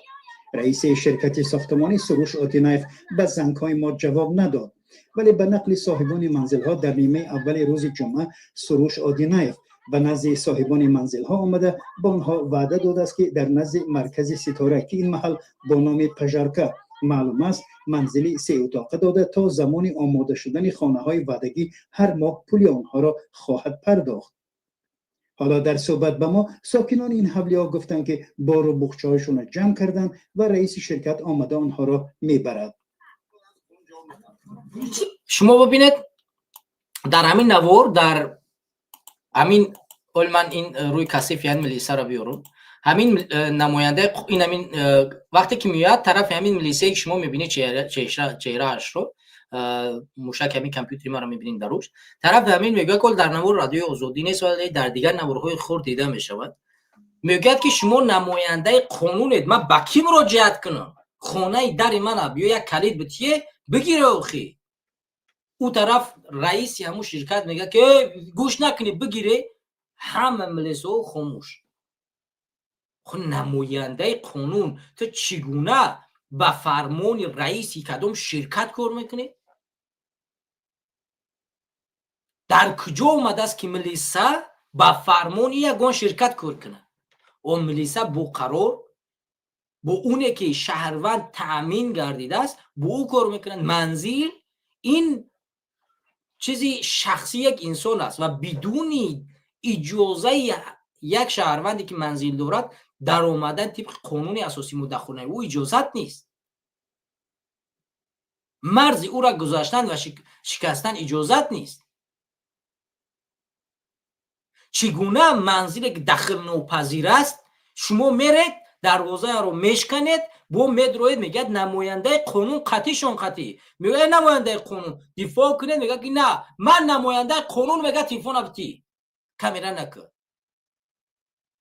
با جای اینه که به شهروند کفالت بدید که نه نماینده سروش کمپانیا نه هر شرکت دیگه هیچ وقت دخالت کرده نمیتوند و منزلی تو را نمیگیرد تا زمانی که برای تو منزلی دقیق رو پیشنهاد نکنند نتیاد.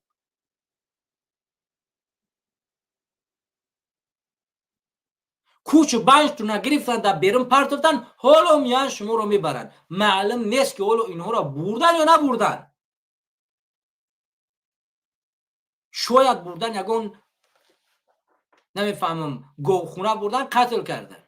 این حکومت عمری رحمان تمام کار انجام میدهد. معین نیست که امروز و فردا چی معنی دارد.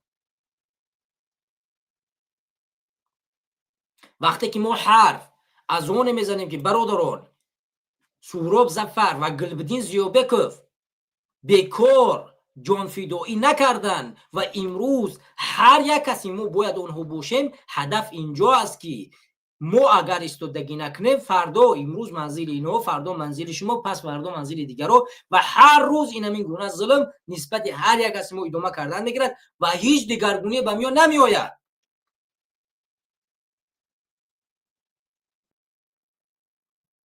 با امید نسل آینده نشد. نسل آینده را امروزه نسل تربیه دارد. امروزه نسل ما میزده اراخر نمیفهمم همه گه میخره میگرده. به امید اون نشود که فردا میاد کسی دیگه نسل من را نجات میتید. نسل فرزند آینده من را میاد نجات میتید.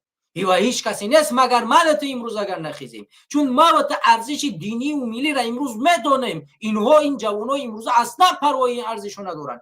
برای آنها یک تلفن، یک تیک تاک، یک اینستاگرام و برمدن رقص سرود و رقصیدن است. آنها دیگه ارزش رو نمیدونن. اونها در پیش تلویزیون فقط تیک توک اینستاگرام چیزای خارجی دیدگیان، اونها هیچ ارزش دینی را نخوندن. در تاجیکستان دین ممنوع است درسش، قرآن معنی است، عقیده معنی است، مسجد رفتن معنی است. اون چی آموخته است نسلی که ما انتظار اون نسل داشته باشیم که اون نسل میآید من اترا نجات میدهد؟ انتظار نباید داشته باشیم.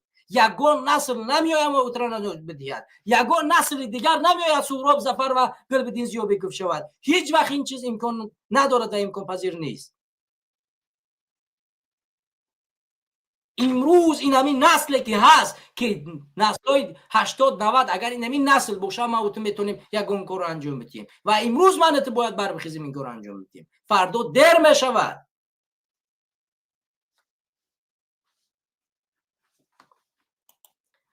سلام علیکم.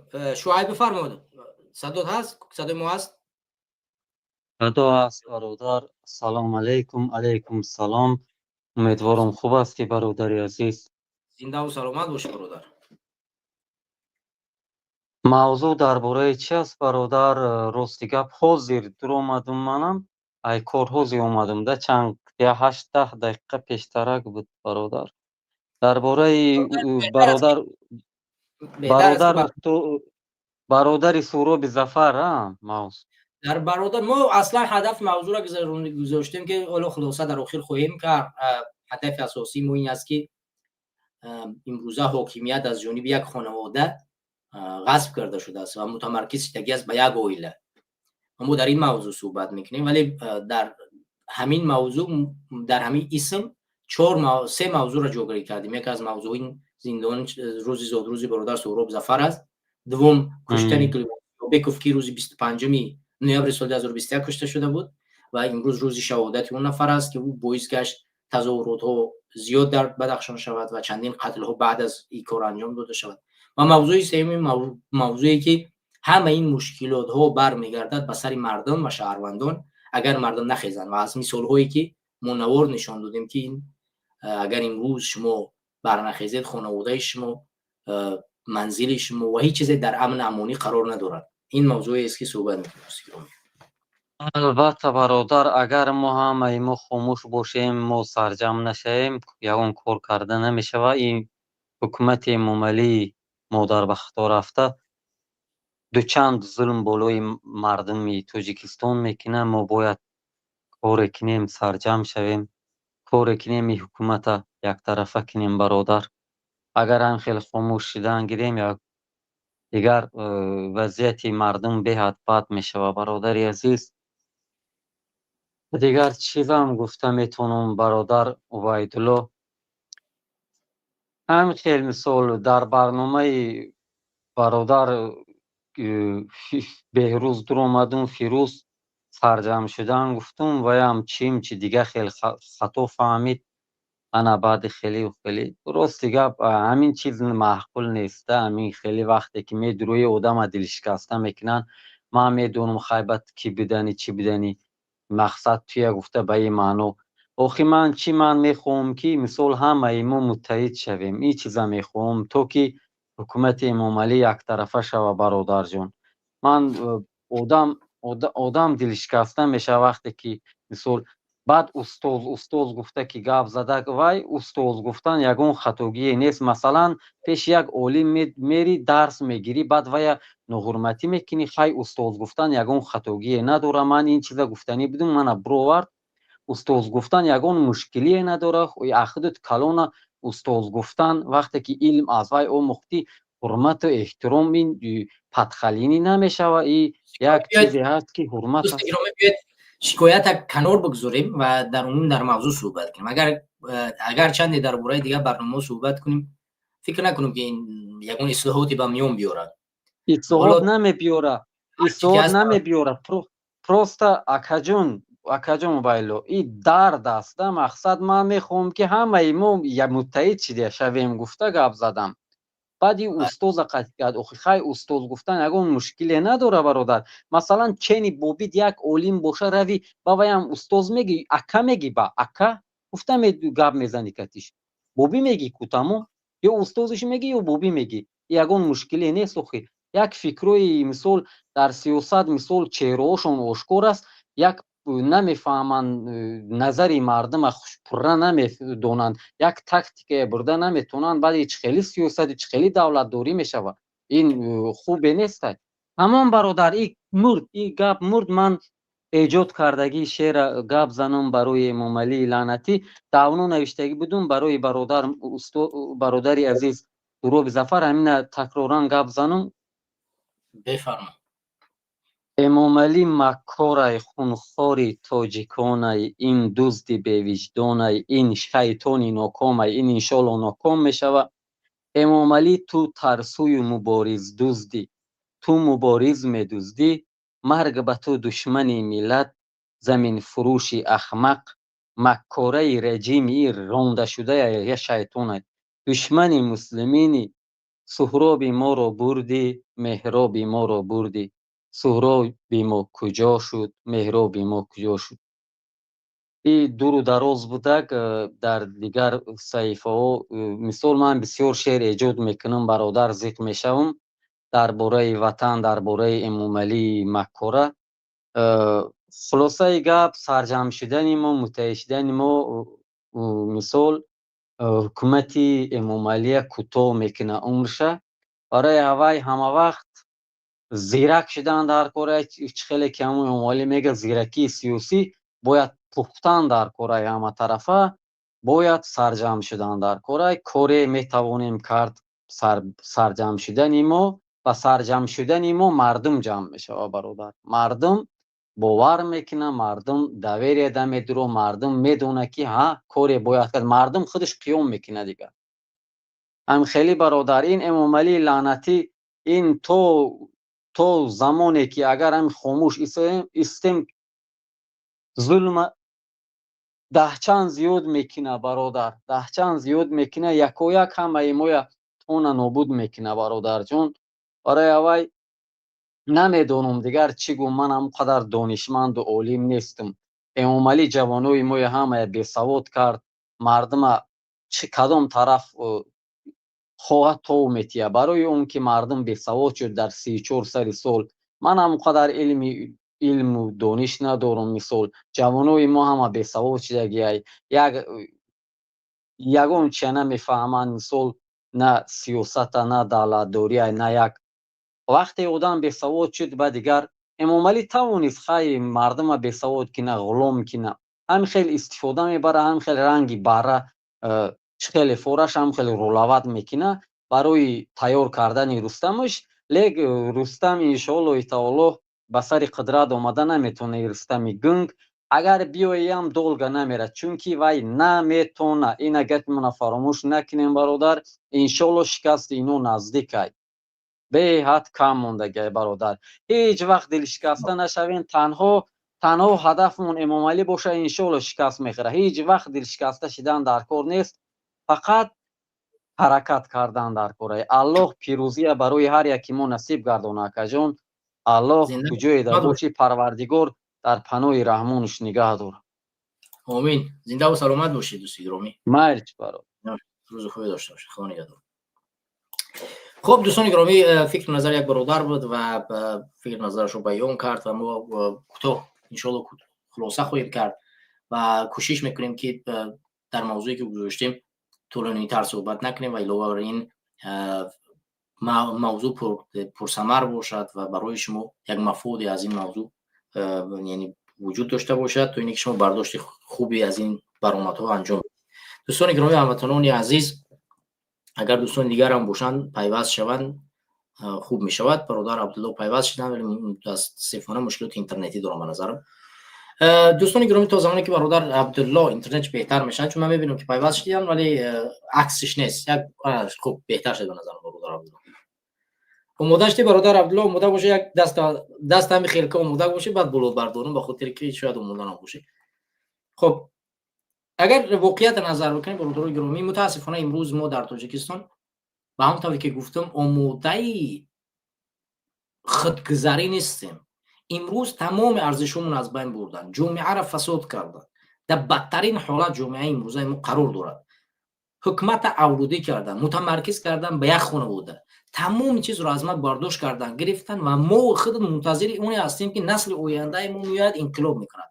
ما فراموش کردیم که در جامعه امروزه منتظر نسل آینده نباید بود، چون همین دورندشی که چشماندازی که ما داریم ما میبینیم که جامعه ما آینده نسلش نمیتواند یک دیگرگونی را با میون بیارد، به خاطری که دیگرگونی که اون جامعه ما بیارد اگر هم بیارد اون دیگرگونی بازم بدتر از اینی است که این حال هست، چون اونها نه ارزش‌های دینی رو خواندن نه ارزش‌های ملی رو خواندن. امروزه نسل ما اصلا چیزی را نخوانده است. منظورم نسل جوانی که این حال به میون میآید. تو 18 ساله به مسجد نروی، در جای جمعیتی نماز نخونی، در مکاتب مدارس با رویمال با روسری با حجاب با فرهنگ تاجیکی نباشی، زبان روسی باشد، تلویزیون روسی باشد، مکاتب روسی در داخل دولت تو اجازت داشته باشد، نمیفهمم جامعه با فسادترین لباس در جامعه باشند، ریش موندن من باشد، تمام بزرگان تو ریش داشتن، روسری داشتن. ما یعنی ما اگر هم تا نمبر کنیم صدها نمبر میکنیم که به امید نسل نورس نباید بود. نسل نورس اگر دیگرگونی بیاید هیچ ارزشی من ترا در نظر نمیگیرد، چون او به این ارزش بزر نشده است. برادر عبدالله اومده ای؟ یا برادر عبدالله رو پیوست کنیم. برادر عبدالله خوش اومدی.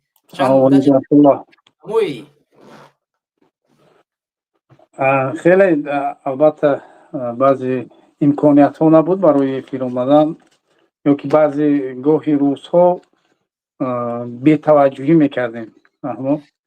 یک استیای دیگه از کو خوجای خارجی نیست کنه.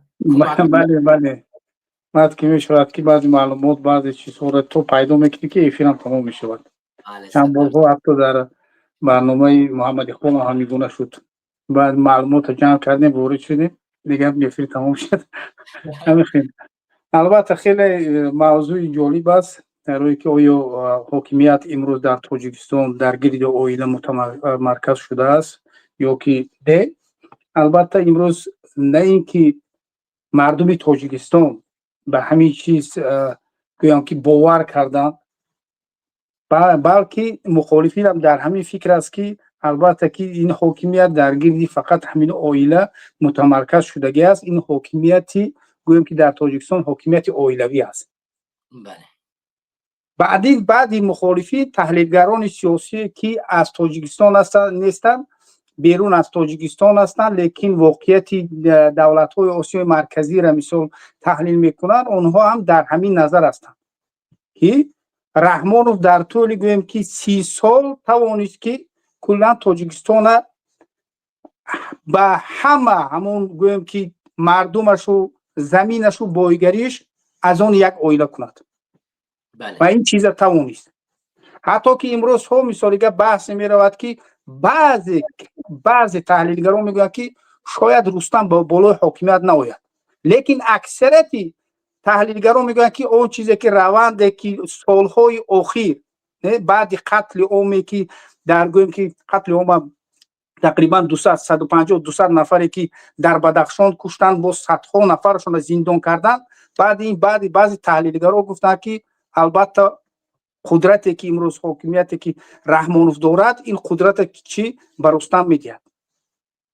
و امروز باز بعد جنگ اوکراین باز چی اکثریت در آن باور است که چی پوتین به رحمانوف اجازت دادگی است که فرزند رحمانوف بالای قدرت می آید، از برای همین هزارها تاجیک چی در جنگ اوکراین به جنگ فرستاده می شود و در همونجا کشته می شود و امروز صدها نفرشان نابود شده هستند، بینام و نشان هستند، لیکن چی دولت یگان سخنی نمیگوید در این مسئله. حالا اینکه طبق قانون جمهوری تاجیکستان نفر اگر شهروند جمهوری تاجیکستان در یک کشور دیگر رود جنگ کند، همچون گویم که با ماده زرخریدی باید با مقابل و چی باز شود، پرونده کشاده شود. لیکن هم پروکورور گنرالی گفت که امروز یگان پرونده کشاده نشده است. امروز 1000 نفرها فرزند جمهوری تاجیکستان رفتند در اونجا جنگ کردند، کشته شدند. نوارهایی است که زاره میکند که نبیاید مردمی تاجیک گفتن اون نفرهایی که رفتند زاره میکند، لیکن پروکورور گنرالی میگوید که یگان چی پرونده باز نشده است. این چرا نشان میده؟ این سازشنامه بین حکومت جمهوری تاجیکستان و روسیه را نشان میده. سازشنامه نونوشته. بله سازشنامه نونوشته که بسیار سازشنامه‌ای که در تاجیکستان هست اگر که نوشته هم باشن برای من و تو این چیزها چی است روی پوش است، ما نمیتونیم دسترس کنیم پیدا کنیم. حتی هم کارخانه‌های شرکت‌های بزرگی که امروز فعالیت می‌کنند ما سازشنامه‌ها را می‌دانیم که سازشنامه‌ها هست و چگونه او سازشنامه بسته شده است بین دو دولت ما نمی‌دانیم. حالا این که باید بایگری است، اینجا چی است؟ جانی فرزندان این ملت است، ناموس فرزندان این ملت است. از برای همین کلا که امروز حاکمیت اگر که نگاه کنیم طبق همون حمایت کنستیتوسیونی از سال 2016 بود اگر خطا نکنم و حقوقی برای عائله در همین کنستیتوسیون تاجیکستان چی است؟ یک ماده هست که بر رحمان وکالت میدهد که تا مردش چیکار کند؟ دولت اداره کند تا مردش.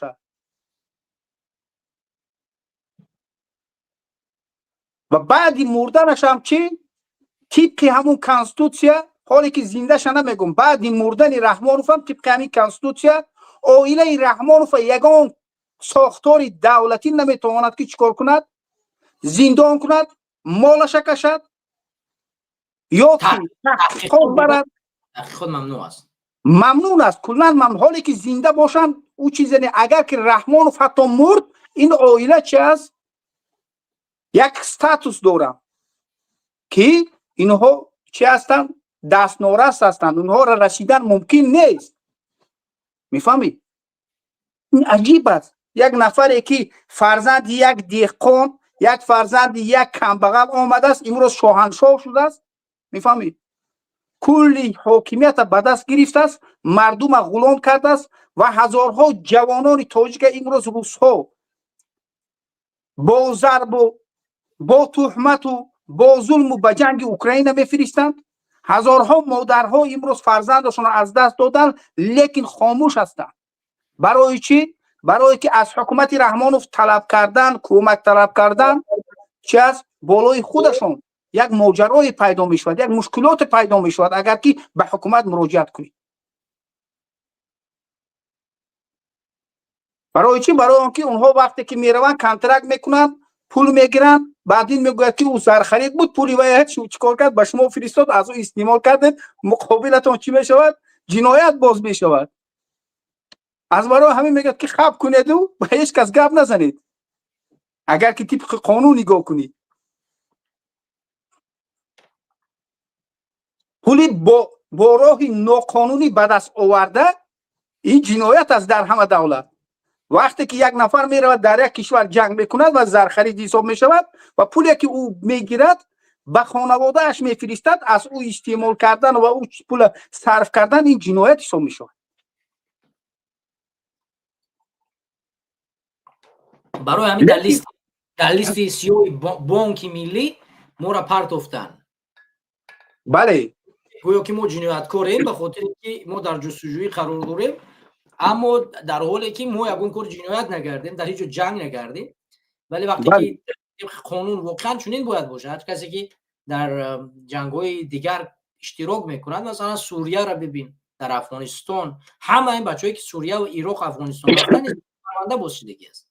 ولی همشون مثال 307 400 خطا نکنم یک بود مثال زرخریدی مقابل همشون پرونده باز شده است. خانه های اونها 10 بارو از مقامات های گوناگون رفتگی هستند. پدرانشون مادراشون خیش و تباراشون همسایه هاشون به مقامات به ششم دلو به پروکراتور و به وزارت امنیت و وزارت کارهای داخلی دعوت کردگی هستند. حتی همسایه هاشون دعوت کردگی هستند. امروز لیکن میبینیم که هزارها فرزند این ملت در اوکراین میمورد حاکمیت خاموش است. از همه زیادتر در آسیای مرکزی تاجیک ها رفتگی هستند. لیکن اکثریتشون چیکار کرده استادن؟ به اونها پاسپورت روسیه داده ایستادن گویا که شهروند با روسیه. همچون شهروند روسیه روان کرده ایستادن. یک نفر گفت که من شهروندی من ندیدم، تهمت شدم، تهمت کردن، زندان کردن، بعدی مجبور کردن که کنترکت چیکار کنم امضا کنم، گفتن تی شهروند شدی، شهروند روسیه، پاسپورت نشان دادن لیکن به دست نگرفتم. میفهمید؟ دیگر بچی با جنگ. از برای همین امروز آیله چی کار میخواهد بالای مردم تاجیکستان در داخل کشور کرده ایستاده است. برای چی؟ برای که پسر رئیس جمهور رستم امامعلی شهردار دوشنبه، دخترش رئیس دستگاه، یک دخترش در وزارت طب در وظیفه بلند، رخشانه اگر خطا نکنم، نه فرزانه، رخشانه دیپلمات در بریتانیا اگر خطا نکنم، رخشانه دیپلمات در بریتانیا، باز یک دامادش در ترکیه دیپلمات بود، یک داماد دیگرش در بانک آریان بانک بود، کدام بانک بود رئیس بانک. او داماد عروس شست خواهر دادرش او با حسن زاده، حسن اسدالله زاده، با یک داماد دیگرش مثال گپ بچه بیگ صبور بود، نیمی ساختمان کولاب در دست همون است. دوشنبه روز نیست. بله، اگر که همین نگاه کنید این وقتی که همه فرزند و همه دامادها و همه جیانها در وظیفه های کلیدی، بعد چی؟ مگر این حکومت از آن کل مردم تاجیکستان است؟ در این حکومت در وظیفه های کلیدی گویا که فرزندهای این ملت کار میکنن؟ باور کن از یک عائله تقریبا اگر که رحمان 9 فرزند داشته باشد، 9 فرزندش همش چی است؟ در وظیفه های بالا کار میکنن، با دیپلم های سرخ مکتب تمام کردن. اگر که همین گونه می بود در حقیقت فرزندای گویم که تاجیک همین گونه با لیاقت هستند، ما بر وقت به کاسموس به مس میپریدیم. اکو فکر کنید در هر عائله 5 نفر 6 نفر فرزند باشد، 4 نفرش همین گونه مثل رستم و مثل آزاده و مثل رخشانه. لیکن از بس که امروز حکومت گرفت، همه خیلشو تبار آورد در وظیفه ها ماند، کلی بایگری در داخل عائله تقسیم کردن، وظیفه ها را تقسیم کردن. باز چی؟ بزم این دزدی، بزم این قتل و کشتار، بزم این ظلمی که بالای این مردم هست، با کانستیتوسیا وارد کردن که ما همین عائله هستیم که یگان کس حق حقوقی با ما دست دراز کردن رو ندارد. ما از چی؟ با همین کانستیتوسیا چی شده ایم؟ حمایه شده هستیم، با قانون ما را حمایه میکند. برای بعدی اگر که یک روز رحمانوف مرد، وظیفه یکی که مرد وظیفه بر رستم نگذاشت. بعد این نفرهایی که اگر که بیایم بالای حکومت نمیتوانند که اونها را چیکار کنند؟ دستگیر کنند تا اون وقتی که کانستیتوسیا را باز تغییر ندهند. تا این دمی که کانستیتوسیا تغییر دادن، این عائله چیکار میکند؟ تاجیکستان رو ترک میکنند، میرود با یک کنج دولت اروپا است، امریکا است، دبی است، هر دولت هایی که هست با میلیاردها اگر که وارد شوی، اگر که گویم که قاتل هم باشی درش باز میکند، مرحمت میگوید. چخیلی که اسد از چی گرفت؟ رفت چی؟ مسکو، روسیه. چند پرزیدنت های مثالی گفت قرقیزستان گرفتن رفتن بلاروس و مسکو و دیگر جا. باز دیگر پرزیدنت های بودن که گرفتن فرانسه آمدن، دیگر منطقه ها رفتن. از برای همین در حقیقت دولت امروزه تاجیکستان در گرد همین عائله گویم که متمرکز شده است. دولت از آن همین عائله است، نه اینکه از آن خلق. و خلق چی جسارت از دست داده است، به یک لگنبردارها خوشامدگوها تبدیل یافته است. نگاه کن که روزی پرچم شده است. روزی پرچم گفتن هزارها در خیابان‌ها میگم که شهرها بر اومدن قدم میزنن. شما دیگر کار ندارید دیوانه ها، روین در یگان جا کار کنید، به همین دولت و به همین گویم که مردم یک فایده تون میبیاره. برای همین تجلیل، برای همین مرش یا که قدم زنی گویا که باور کن که هفته ها تیار دیده باشن. با بیکاری با چی تا ما پیش نمی رویم. وقتی که هر چیزی که باشد امروز ایدی صده، پگه ایدی کدو، بعد دیگه ایدی انار، زمستان شود ایدی برف، ایدی پرزیدنت، ایدی نبیره پرزیدنت. ما دنیا را دیدیم، تقریبا قریب 20 کشور دنیا را دیدم. من یگان بار ندیدم که در یگان دولتی که پیش رفته است ایدی پرچم کرده باشن و هر دیوانه ها در کوچه همی گشته قدم زده باشن، صف کشیده. در یگان جا ندیدم که ایدی پرزیدنت کرده باشن و همین سیر و گشت و فلان و دیگر میلیون ها صرف شده باشد. در یگان کشورهای همین اروپا هم میبینیم همین ها نصرانی هستند. سالی نو می شود میلیون ها دلار صرف نمی شود. خیلی که در تاجیکستان این عید جشن میگیرن. از برای همین حکومت چیکار کرد؟ حکومت مردم با همین گونه گویم که جشن‌هایی که کلاً به منفعت مردم نیست، به منفعت دولت نیست، به آبروی مردم و دولت نیست، اینها را چیکار کرد؟ راه اندازی کرد. جوانها را در طول 30 سال یک انسان‌هایی که گویم که خیال پرست، یک انسان‌هایی که به هر چیزی که یک قدری ندارد با همین چیز خوشحال هستند و گویا که به مرکوری رفته باشند. به همین گونه جوانها تبدیل یافت. هر جایی که باشد تاجیکستان به پیش، تاجیکستان به پیش، حتی که با بیرق میروند تاجیکستان به پیش.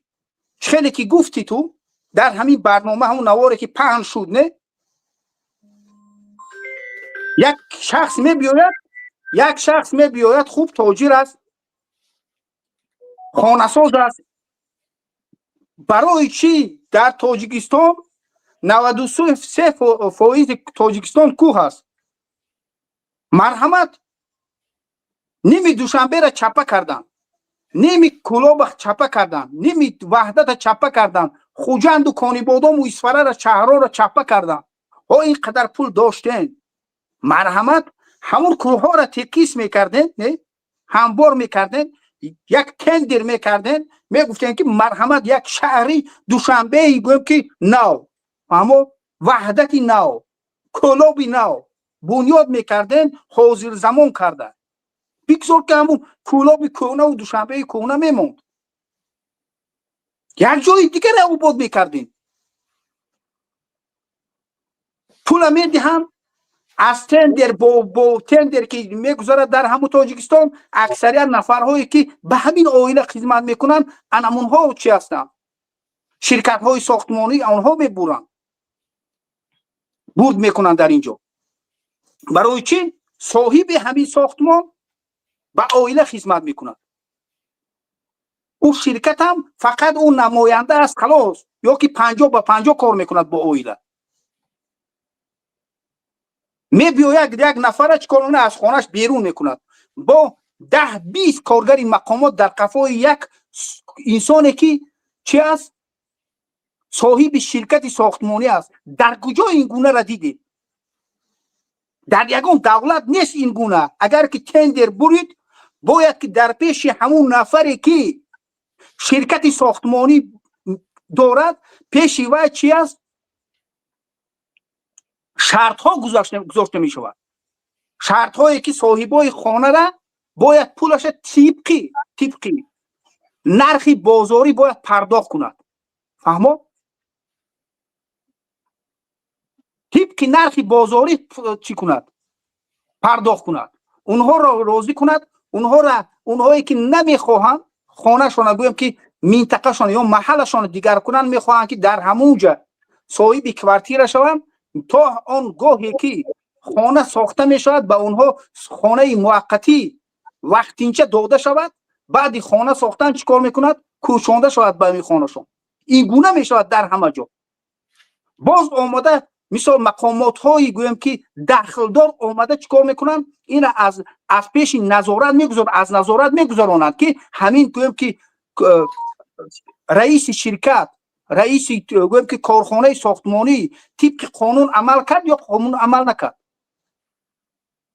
مردم از وی راضی است یا راضی نیست این گونه میکنند در دولت های پیشرفته در دولت هایی که گویم که قانون رعایت میشود در یگان دولت پیش گویم که یک نفری که گویم که تاجر یا که شرکتی ساختمان دارد با گویم که پلیس و با همه انسان ها اومده گویم که وزارت قدرتی یک زن یا یک انسان مجبورا از خانهش بیرون نمیکند لیکن ما در تاجیکستان میبینیم این مثل این است برادر عبدالله که یک شرکت اخرانیکی یا که همون محافظ که دارن مثل همون ملیسیای تاجیکستان مثل یک شرکتی همون چی شده است که اجاره میگیرن مثلا برای من 4 تا محافظ در کره زنگ میزنن برای من محافظ در کره اونو با سلاح هم محافظا میآیند قطعی ادارات میکنن پلیس امروزه تاجیکستان مثل همین شده است اجاره شو میگیره یک پلدار زنگ میزنه میگه بیا 4 دانه دم در کره بگیره بیاره فلان کره میبره فلان از خونه مردم میزنه بیرون میکنه رنگ اخرانی بله لیکن این کارگرای مقامات وظیفه‌شون دیگر است باید مردم اهالی را حمایت کنند لیکن آماده میگه ما نوار نگیر که ما تلفن تا میگیرم من چی هستم از همون گویا که مقامات قدرتی هستم وکالت من چی است به اندازه است محدودیت ندارد تو کی هستی یا مصر هستی مصر یک پرتو هستی امروز در مقامات هستی پگاه میری در روسیه عربه میکشی بدبختی حرام همیگونه یک نفر هستی هیچ کسی نیستی برای 4 سومی که عمود تاجر یا که خانه ساز برای تو داده است آمده بالای یک انسانی که ضعیف است بالای او ظلم میکنی اکثرتون همین خیل هستین انسان های بیشرف بیناموس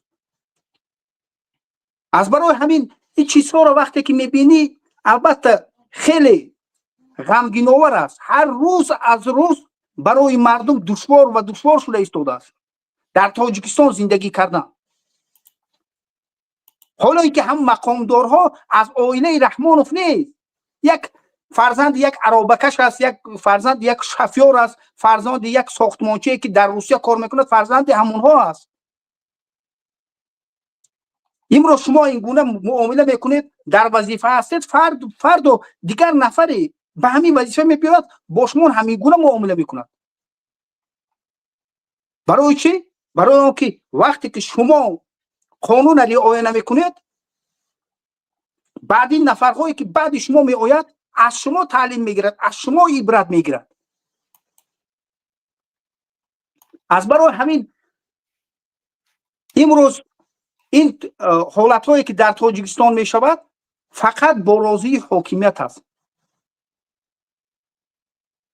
از برای همین کشتاری که در بدخشان من 4 سال پر شد کشتارهای در بدخشان و در دیگر منطقه همش بازی روزگی این عائله بود برای مثال کرسی را حمایت کردن برای عمر این حاکمیت زیاد کردن لیکن البته یک چیز میگم که این ظلم دوام نمیکند یک روز این حاکمیت هم خاتمه مییابد فرقی نمیکند اگر که فرعون هم باشی 10 ها 100 ها فرعون هایی بودن که نابود شدن امروز انسان ها به اونها چی لعنت میخوانند همین گونه این حکومت هم این سلطنت هم تمام میشود و خاتمه مییابد و بعدین به نام شما به اهل و عائله شما لعنت خوانده می شود و این روز هم لعنت خوانده شده ایستاده است برای شما باز میگویم که اگر که اینقدر تاجیکستان رو آباد کردن میخواهید کوهها زیاد است چپه کنید هموار کنید در اونجا شهرهای نو حاضر زمانه سازید مردم بیچاره فقیره که 10 ساله ها در روسیه کار کردن یک خانه ساختن یک کلبه ساختن همو را تعمیر کردن، اونها را چیکار کنید؟ به همون حالشان مانید، نه اینکه برای اونها چیکار کنید مشکلی ایجاد کنید. روز از روز نوارها خیلی زیاد است. همین را گفتنی بودم. زنده و سلامت باشید برادر عبدالله. واقعا این حرفایی را که ذکر کردید بالاتر از واقعیتایی است که در عموم باید گفته شود. من گفتم که چندین نکات در آخری برنامه میزنم، اون چیزی که خودت ذکر کردی. خواستم اول چندین موضوع را تحلیل کنیم و بررسی کنیم، برگرفته از موضوعی برادر سهراب و اسم گلودین زیوبیک و این مشکلات جامعه و مردم، و بعد برگردیم به خلاصه اون نقطه که یعنی چگونه حکومت ما غصب شده است و چگونه امروز متمرکز به یک خانواده گشته است. چون واقعا اگر ما نظر کنیم، ما هم سال اول سال 1999 وقتی که امولی رحمانوف باری دیگر در مقابل سازشنامه صلح قرار گرفت و پرزیدنتی خود پیشنهاد کرد، این علاقه خودش قانونشکنی از اونجا با برنامه و تحریر زیشده روسیه آغاز پیدا کرد که باید برگشت حکمت دست یک نفر تو روسیه میتونست با کی گپ زنه. بله. اون زمان بعضی از اشخاص نفهمیدن که بیاید همون زمان مخالف شأن شرف داشت، مخالف توانمندی نیروی نظامی داشت، اجازت ندیم، ولی اجازت دادن. رحمانوف فریب داد و سال 1999 چکار کرد؟ پیشنهاد کرد نامزدیش رو به پرزیدنتی و این بار اول از اونجا. بعد 2003 کنستیتوسیون را عوض کردن، بعد با اینا اومدن 2000 چند بود با دین بارس. خب 3 مرتبه این بله کتون کلام سال 2016 بود. این 2-3 مرتبه عوض کردن و تغییر دادن به خاطر خانواده رحمانوف. یک نقشه از روز اول پیش از سال بود که باید در دولت‌های پس و شوروی یک حکومت خانوادگی و پرزور باشد که فرمان از دست یک نفر باشد تا پوتین یا اینکه پرزیدنت روسیه هر کسی که نباشد بتواند با اون شخص چیکار کنه؟ گفتگو کند. بله. اگر مثلا ببینید چرا در قرقیزستان علاقه کوشش دارن که همین برنامه‌ای که در تاجیکستان بود همین کارا پیاده کنن، نگذارن هر زمان انقلاب شود دیگر. به خاطر چی؟ چون نگذاشتن امکان داشت که مثل مثلا گورجستان بگذره یا که مثل مالداویا، مثل ارمنستان تغییر پیدا کنه بگذره طرف اروپا، مثل اوکراین. و این اختیار را به کی میاره؟ به ارباب واقعی، کسایی که در جنگ شهروندی به نام فرانت خلقی در مقابل مردم قرار گرفتن. این نقشه اساسی از همون سال، ولی بعضی‌ها درک نکردن و تو امروز درک نمیکنن که ببین امروز اگر مثال میگیریم یک عالم دینی امروز در تاجیکستان زندان کرده میشود، اگر 100 عالم دینی، 1000 عالم دینی، طالب علم دینی بر بخیزه بگه من فلانی هستم، او را مگر دیگه زندان میکنن، از ترس در همون جاش آزادش میکنن. اگر یک روزنامه‌نگار امروز زندان شود، اگر هزارها روزنامه‌نگار در کنار همو همسد بستن، همسدا بستن، او رو زندان میکنن. یک سیاسی امروز، یک عادی کسی که از حقوق مردم دفاع میکنه، چه سهراب ظفر، عزت امون، کرامت شریفov، دههای دیگر، وقتی با مشکل روبرو شدن، اگر مردم حد امکان اگر 1000 نفر صدا بلند میکرد، 1000 نفر نوار، 1000 نوار میشید، اینا رو زندان میکردن. نه بله. اینقدر خونه‌هایی را که گرفتن، به خدا قسم عبدالله، اول ای ذره مادر جسور بود است که ویدیو را نشر کرد. به خدا تابوت خونت بچه تای روسیه میورن، از جنگ اوکراین کشته اجازت نمیتن یا حرف بزنی روز خونت قطعی دو دیسکت تمام چیز میگیرن، حرف زدن نمیتونی. فرزنداش اومدگی به مرداشون دادگی تلفن اجازت دادگی نیستن یک صورت حتی بگیرن. خانواده‌ای اصلا کاملا میترسن باز شدن اجازت نمیتن. من چند معلومات پیدا کردم که وقتی که از روسیه میبیارن جسد نفرایی که در اوکراین جنگ کردن، با همون جسدها یک نفر میبیاید، تابوت که شدن اجازت نمیدن. همون چه خیلی که جنازه میخونونن، همون خیلی میگرونن. نگویم که مرده را چی کردن، شستن، کفن کردن، این چیزها ممنون است. برای همین میگم خیلی خیلی چی است. بله تو چیزهایی که تو ذکر کردی، بله امروز که همین گونه جوان ها بودن مثل گلبدین، مثل محمد باقر، مثل علی بیدکی و دیگر صدها جوانهایی که امروز کشته شدند از طرف این رژیم، البته از یکی جوانهای بهترین این ملت بود، بهترین این مردم بودند و اونهایی که امروز در زندان هستند اونها هم نفرهای بهترین بودند. حرکت میکردند که برای منفعت خود نه، برای بهتر شدن حالت تاجیکستان، مردم مسلمان تاجیکستان و کلا دیگر مردم ها که یک خوبی باشد، یک زندگی راحت باشد. در کجا؟ در همون وطن. بس از غلامی، بس از مهاجری. ما 10 میلیون هستیم، ما میتوانیم که مانند دبی زندگی کنیم، مانند سنگاپور زندگی کنیم، مانند دولت های همین اروپا زندگی کنیم. یگان مشکل نیست اگر که در حقیقت مردم از حق خودشون دفاع کنند، در حقیقت یک حاکم عادل باشد، طبق فرمان بازداشت الله عمل کند. برای ما حاجتی نیست به اونجا رفتن. در همونجا بلکه دیگر کشورها، دیگر مردم ها میبیان در چی؟ در تاجیکستان، در همون وطن ما کار میکنن، فعالیت میکنن. صدها شرکت های دیگر میبیاید برای که اقلیم خیلی خوب داریم. 4 فصل در وقت خودش میوه های شیرین، گویم که آبانبار و غیره چیزها، مثل دریاها، کوه ها، همه چیز داریم. لیکن اون چیزها را داریم و از بس که من از سن 17 سالی تاجیکستان را ترک کردم، برآمدم. گاه 3 سال یا 4 سال یک بار تاجیکستان رفتم.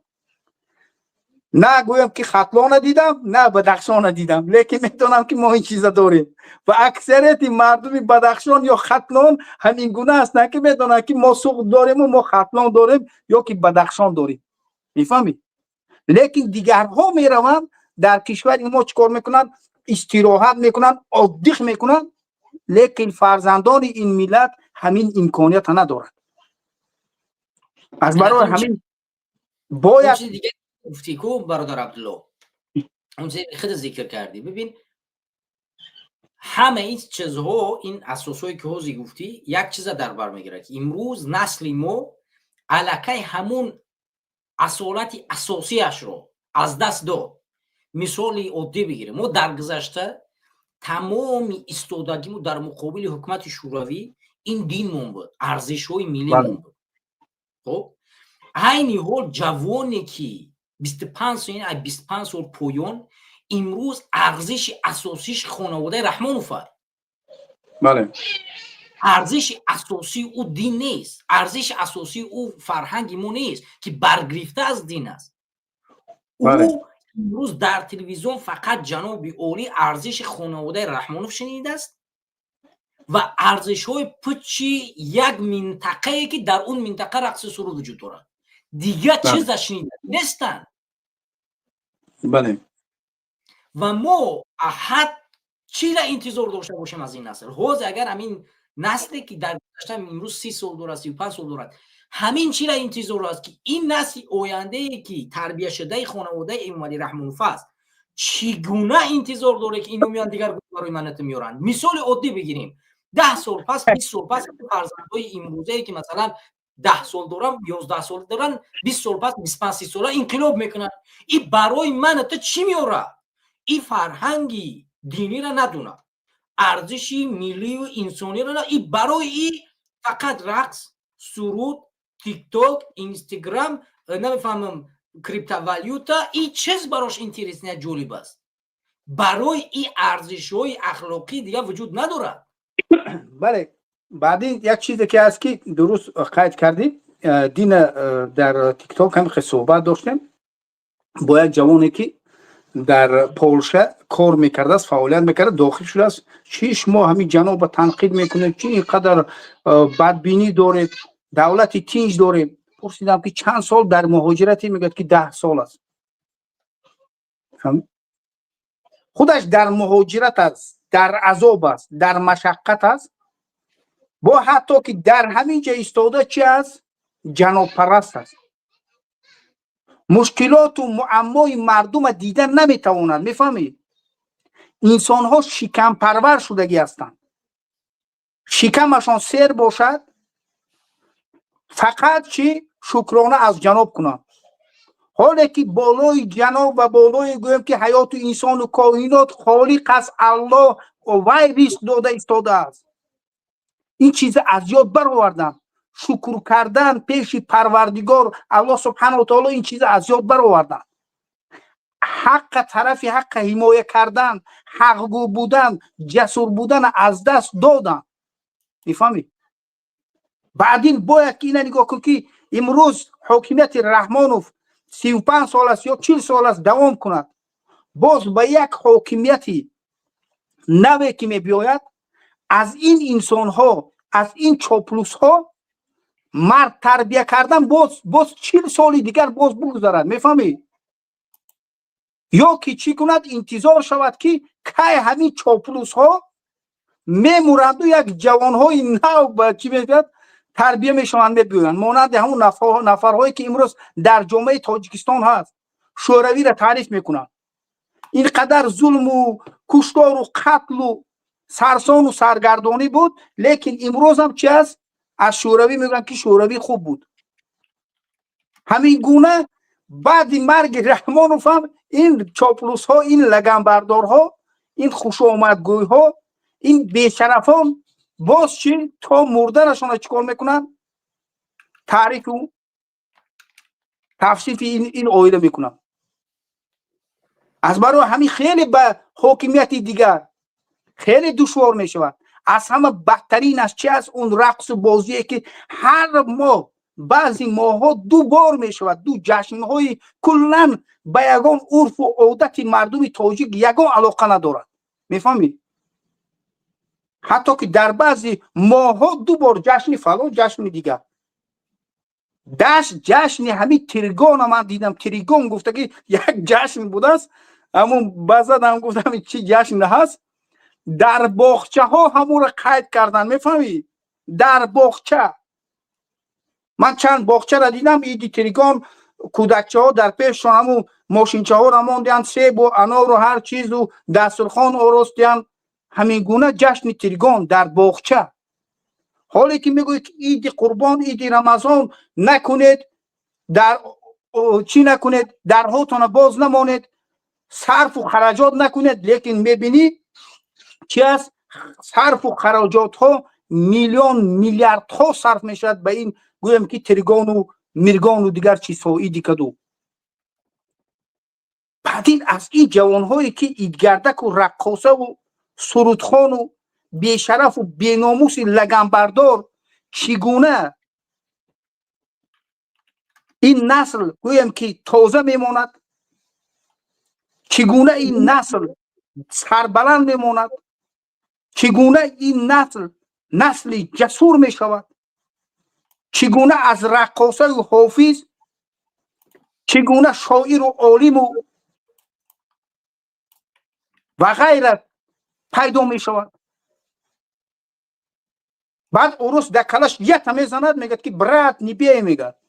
با اروس میگد که یتی به نی برات گفت پونل برات میگد با بعد فت شما میدی با بجاوش میگد با پونل برات میگد. همین خیر برای چی؟ برای که وقتی که ناموس نداری، شرف نداری، همین یک اروس خوک صفته برات مرات دیاده گفته میگردی. وقتی که اگر که صاحب شرف باشه دم اروس دکلش باید تا دیگه میگردی میزنی. لیکن این سیاست بود که امروز مردم جسوری که طوری گویم که تقریبا از همون آخرهای عصر 19 به همین منطقه آسیای مرکزی روس حمله کرده باشد، 50 سال زیادتر مردم تاجیک و همین مردم آسیای مرکزی مقابل روس جنگیدگی هستند. با 70 سالی که حکومت روس بود در خانه هاشون علاهیده چی اسلام تعلیم دادگی هستند. امروز بعضی با جوانها روبرو میشوی، نه ناموس است، نه شرف است، نه کمی هم باشد از اسلام یک معلوماتی هست، فقط لگن برداری، فقط خوش آمدگویی.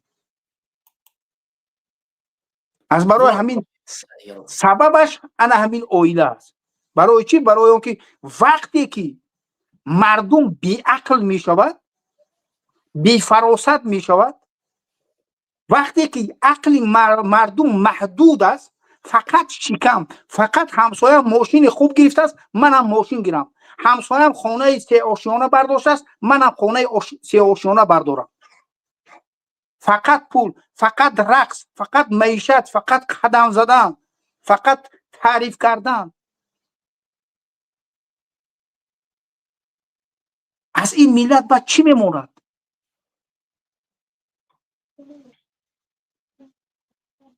و این ملت چگونه باید تعریف کرد؟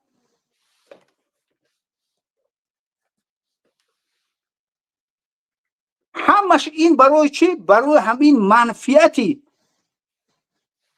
اویله است. همین اویله توانست که از مردم چیکار کند؟ غلام تیار کند.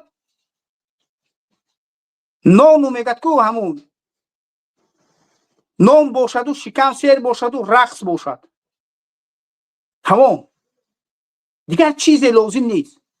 اون چیزی که فردا دولت چین کل باز نیبی تاجیکستان از آن خود میکند، به این ملت، به این مردم فکری نمی کند که ای انسان ها، این زمین، این بایگری، این دولت برای ما از آسمان گویم که همچی طوفان آمده است.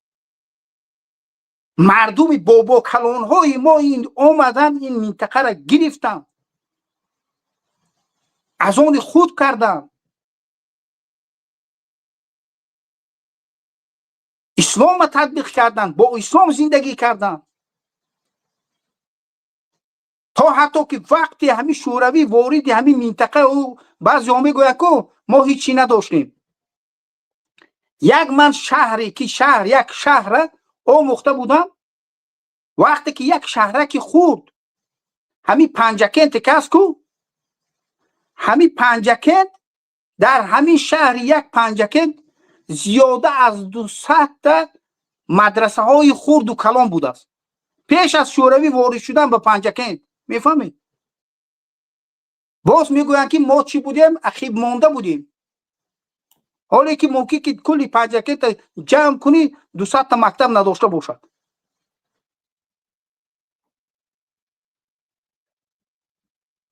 این چیزها مهنت، مشقت، جنگ با دشمن هایی که حمله کردن آمدن، امروز منطقه را حمایت کردن. امروز میگریم با کی؟ از چین برای شکم، برای بایگری، برای خانه هایی که از سنگ ساخته شده است پول و قرض میلیون ها را میگیریم. فردا باز چی؟ یک قسمی که با این مردم خون دادن، ما چیکار میکنیم؟ با چین توفه میکنیم. و یگان کس چی نمیکند؟ یک سخنی نمیگوید که این مالکیت عائله نیست، این مالکیت من نیست، اون مالکیت عبیدالله نیست، این مالکیت مردم است. باید که حمایت کرده شاید حاکمیت برای حمایت این مالکیت مردم، نه اینکه به 4 طرف تقسیم کردن. برای این نمیگوید. خیلی که در بالا ذکر کرده اگر که ژورنالیست ها را دستگیر میکردن و دیگر ژورنالیست ها، کدام ژورنالیست ها؟ اکثریت ژورنالیست هایی که در تاجیکستان هست لگن بردار است، حرامخور است، ژورنالیست نه، حرامخور است. برای شکمشان اگر ژورنالیست حقیقی می بودن آشکارا هر روز می دیدی تنقید این حاکمیت، کمبودی های این حاکمیت. رسانه ها پر از مشکلات مردم تاجیکستان میشد اگر که در حقیقت ژورنالیست های دلسوز می بودن. هر روز یک مجله دیگر مجله در مسئله دلیل امام علی، در مسئله عبدالستار، در مسئله دیگر ذوقی بیگ و دیگرها هر روز چی میشد؟ یک مقاله می برآمد. امروز این چیز نیست. در مسئله ملاها میگویی کدام ملا؟ آنهایی که بودن اکثریتشان چیکار کردن؟ مجبور ترک کردن تاجیکستان ترک کردن بر آمدن و بسیاری هاشون چی شد؟ زندان شد. و نفرهایی که امروز ماندگی هستند بیچاره ها چی است؟ گویم که زندانیه که در آزادی هستند.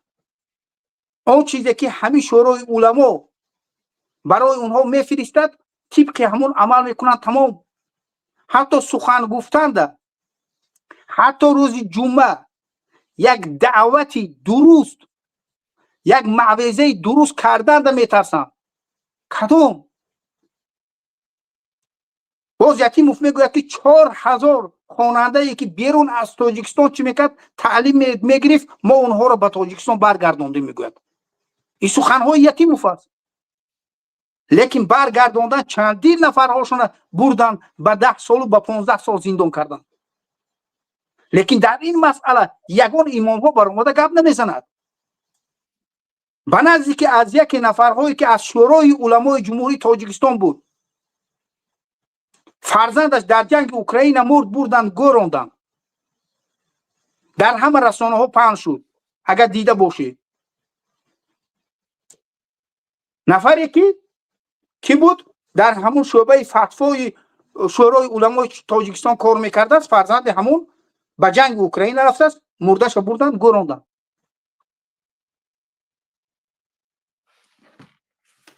یگان گپی نیست، یگان سخنی نیست. حتی که همون خبیثی که در همین شورا کار میکند عقل برآمده نمیگوید که ای انسان ها، ای مسلمان ها، او جنگ ما نیست. نروید، حرام میمورد، گفته کن نمیگوید. از برای همین چی است؟ فرزندان خودشان رفته در همونجا حرام مرده ایستادند. دامادهایشان رفته در همونجا حرام مرده ایستادند. سببش چی؟ سببش بی‌مسئولیتی. بی‌مسئولیتی به همین چیز میبیارد. یک بار رحمانوف همه را زندان نکرد. آیسته آیسته آیسته آیسته از سال 2000 آغاز کرد. امروز سال 2025 نه یگان حزب ماند، نه یگان حرکت ماند اسلامی یا که سیاسی، نه یک روزنامه نگاری حقگو ماند، نه مخالف حقگو ماند، یا نه انسان حقگو ماند، نه مولای حقگو ماند در داخل تاجیکستان. فهمید؟ همه رو بردن زندان کردن. 100%. همون نفرهایی که سر خم نکرد اونها رو گرفتن کشتن. از برای همین گویم که اگر که این گونه میشد، اگر که آن گونه میشد، گفتن این چیز کلا نادرست است. اگر نه باید که ما چی به همون اصل ما برگردیم، به همون مسلمانی ما برگردیم، به همون ناموس و شجاعتی که باباهای ما داشتن، مقابل دشمن، مقابل روس، مقابل مغول، مقابل دیگرها، همون جسارت باید به دست آوریم. باید یکدیگر را حمایت کنیم. امروز حاکمیت رحمانوف است، کمبودی دارد، باید گفته شود. فردا حاکمیت یک نفر دیگر میشود، باید گفته شود.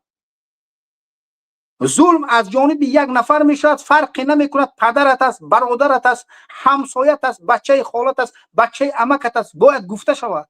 برای چی؟ برای که امروز در وظیفه خویش تبار تو، فرزند تو، فردا در وظیفه فرزند دیگر نفر میشود، خویش تبار دیگر نفر میشود. امروز فرزند تو ظلم میکند بالای یک نفر، فردا فرزند دیگر بالای فرزند تو یا بالای تو ظلم میکند. اگر که نخواهی همین گونه باشد، باید که حقگو باشی، حق طلب باشی، باید که جسور باشی. در اون وقت یک جامعه درست می شود، یک جامعه سالم می شود، یک جامعه جسور، ناترس، مردانی باشجاع، زنهای باشجاع، مردانی باناموس، زنهای باناموس و باشجاع. یک جامعه ای که هر انسان اگر نگاه کند افتخار میکند از او جامعه، هوس میکند از او جامعه، این گونه جامعه میشود. لیکن اگر امروز فقط فکری شکم باشیم، فکری گویم که شخص پرستی باشیم، تعریف و لگنبرداری همین گونه رفتار و کردار کنیم، وای به حالی که من و شما، و بعد این وای به حالی اون نسلی که بعدی من و شما می بیاید، نسلی که نسلی لگنبردار، نسلی که نسلی غلام، نسلی چگونه نسلی ترسو، نسلی که شخصیت خودش را گم کرده است. این گونه نسل می شود. سببش برای چی؟ برای آنکه ما سببگار شدیم. ما سببگاری آن شدیم که نسل آینده چیکار کرد؟ از همون شخصیتش از دست داد. ما سببگاری آن شدیم که آن ظلم و آن کشتار و آن قتل و آن ناعدالتی که در جامعه بود دیدیم و خاموش ایستادیم. برای چی؟ برای آنکه شکم ما سیر بود، فقط از فکر در مسئله شکم پروری یا شکم پرستی خودمون بودیم.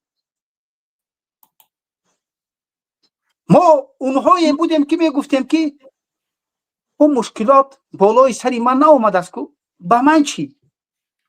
ما از اون انسان ها بودیم. از برای همین بعدین فرزندهای ما چی شد؟ غلام شد. بعدین نسل ما، نسل آینده این ملت نابود شد. بعدین نسل این آینده این ملت اتئیست و گویم که غلامی روح شد، نصرانی و هر چیزی شد. برای چی؟ برای اینکه مردان باشجاع این ملت دفاع نکردن از دینشون، دفاع نکردن از ناموسشون، دفاع نکردن از خواهرشون مانندی که گلوبیدین کرد. پروا نکردن، آمدن دختری همسایه را زنا کرد، گفتن او دختری همسایه است. دختری عمه‌ش از زنا کرد، او دختری عمم است. او دختری خاله‌ش کرد. همین گونه چی شد؟ بی‌شرف شدیم، بی‌ناموس شدیم. متاسفانه واقعا جامعه تاجیکستان امروز همین گونه است. وقتی که نوارها را می‌بینی، من باور کن با سخن گفتن نمیشه چگونه همون چیز، چگونه غمگینی میفهمی. یک همسایه، زنی همسایه در خانه همسایه در آمده زنا میکنه، او بیچاره در چی است؟ در مهاجرت است. بچه عمک میبیاید چی است؟ زنی عمکش زنا میکند، میفهمی؟ پدر دخترش زنا میکند. این چی جامعه است؟ خسورش کلینش زنا میکند. ده ها نوارها در همین رسانه است، در همون اینستاگرام است. میبینید در حیرت میافتی که این چی جامعه است؟ شرف ناموس این مردم کجا شده است؟ نخواد که همین مردم کوچه برایم از یکدیگر شرم ندارن. باور کن این جامعه را کی ساخت؟ من و تو ساخته، ما ساختیم. مردم تاجیکستان همین جامعه را ساخت، همین آینه این جامعه را ساخت. جامعه بی‌شرف، بی‌ناموس، جامعه بی‌غیرت. عبدالله جان دیگه انشالله که چیکنم دیگه خیلی عصبی شدی، کم گرمتر شه انشالله. بله خیلی صحبت کردیم. اصلا برنامه رو 1 ساعت میگذرونیم، ولی امروز خود درماده دیگه نه تقریبا 2 ساعت چی در برنامه شدیم.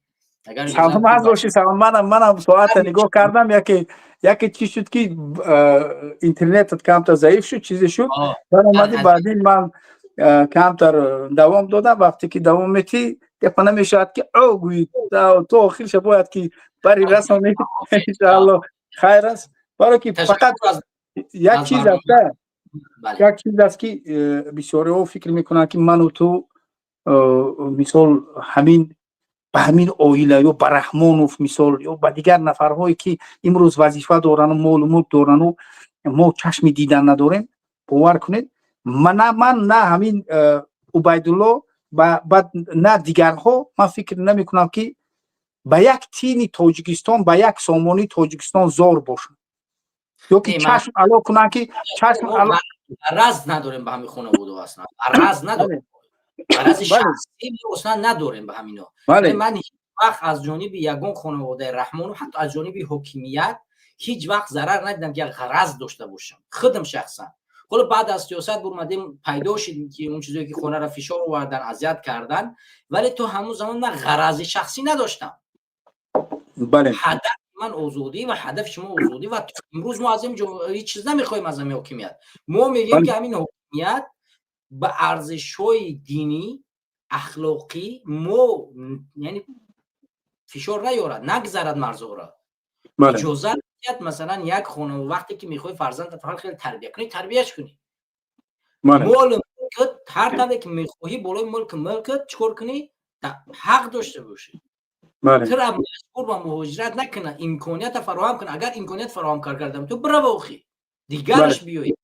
یعنی حکومت با خواست مردم کار کنه نه مردم با خواست حکومت. بله ما همین گفتنیم که ما یگان مثال یا یک دشمنی که با رحمان و شینات هستیم به نظرم از خود تست نیست. به نظرم از خود بله بله عبدالله اینترنت من بود از خودت من نمیفهمم نمیدونم به نظرم از تو است. از برای همین ما کلا که بله ما کلا یگان مالکیت هم نمیخوایم وظیفه هم نمیخوایم، فقط میخوایم که ناموس و شرف این مردم مالکیت این مردم به مردم گردانده شود. اعتبار تربیه درست نسل آینده تربیه درست باشد که چی شود مردم نه ای که امروز ما بلکه نسل های آینده ناموس و شرف مرز زمینی که گویم که از بابا کلان های ما میراث مانده است او را چیکار کنن حمایت کنن، با دینشون در اونجا چیکار کنن با دینشون تطبیق کنن، با اسلامشون زندگی کنن، غلامی را بس کنن در دیگر جا نروند برای یک بردنان برای یک زندگی کمی خوب در همون تاجیکستان زندگی کنن، برخی دائمه داشته باشند مانند دیگر کشورها 1000 و 2000 دلار و 3000 دلار معاش داشته باشند. اینه میخواهیم دیگر یکون چیز زیادی نه من نه عبیدالله نه دیگرها یکون کسی نمیخواهند. هر چیز میخواهید برای عزت ناموس شرف این مردم اعتبار مردم و مرتبه این مردم که به عزت باشه این چیز میخواهید.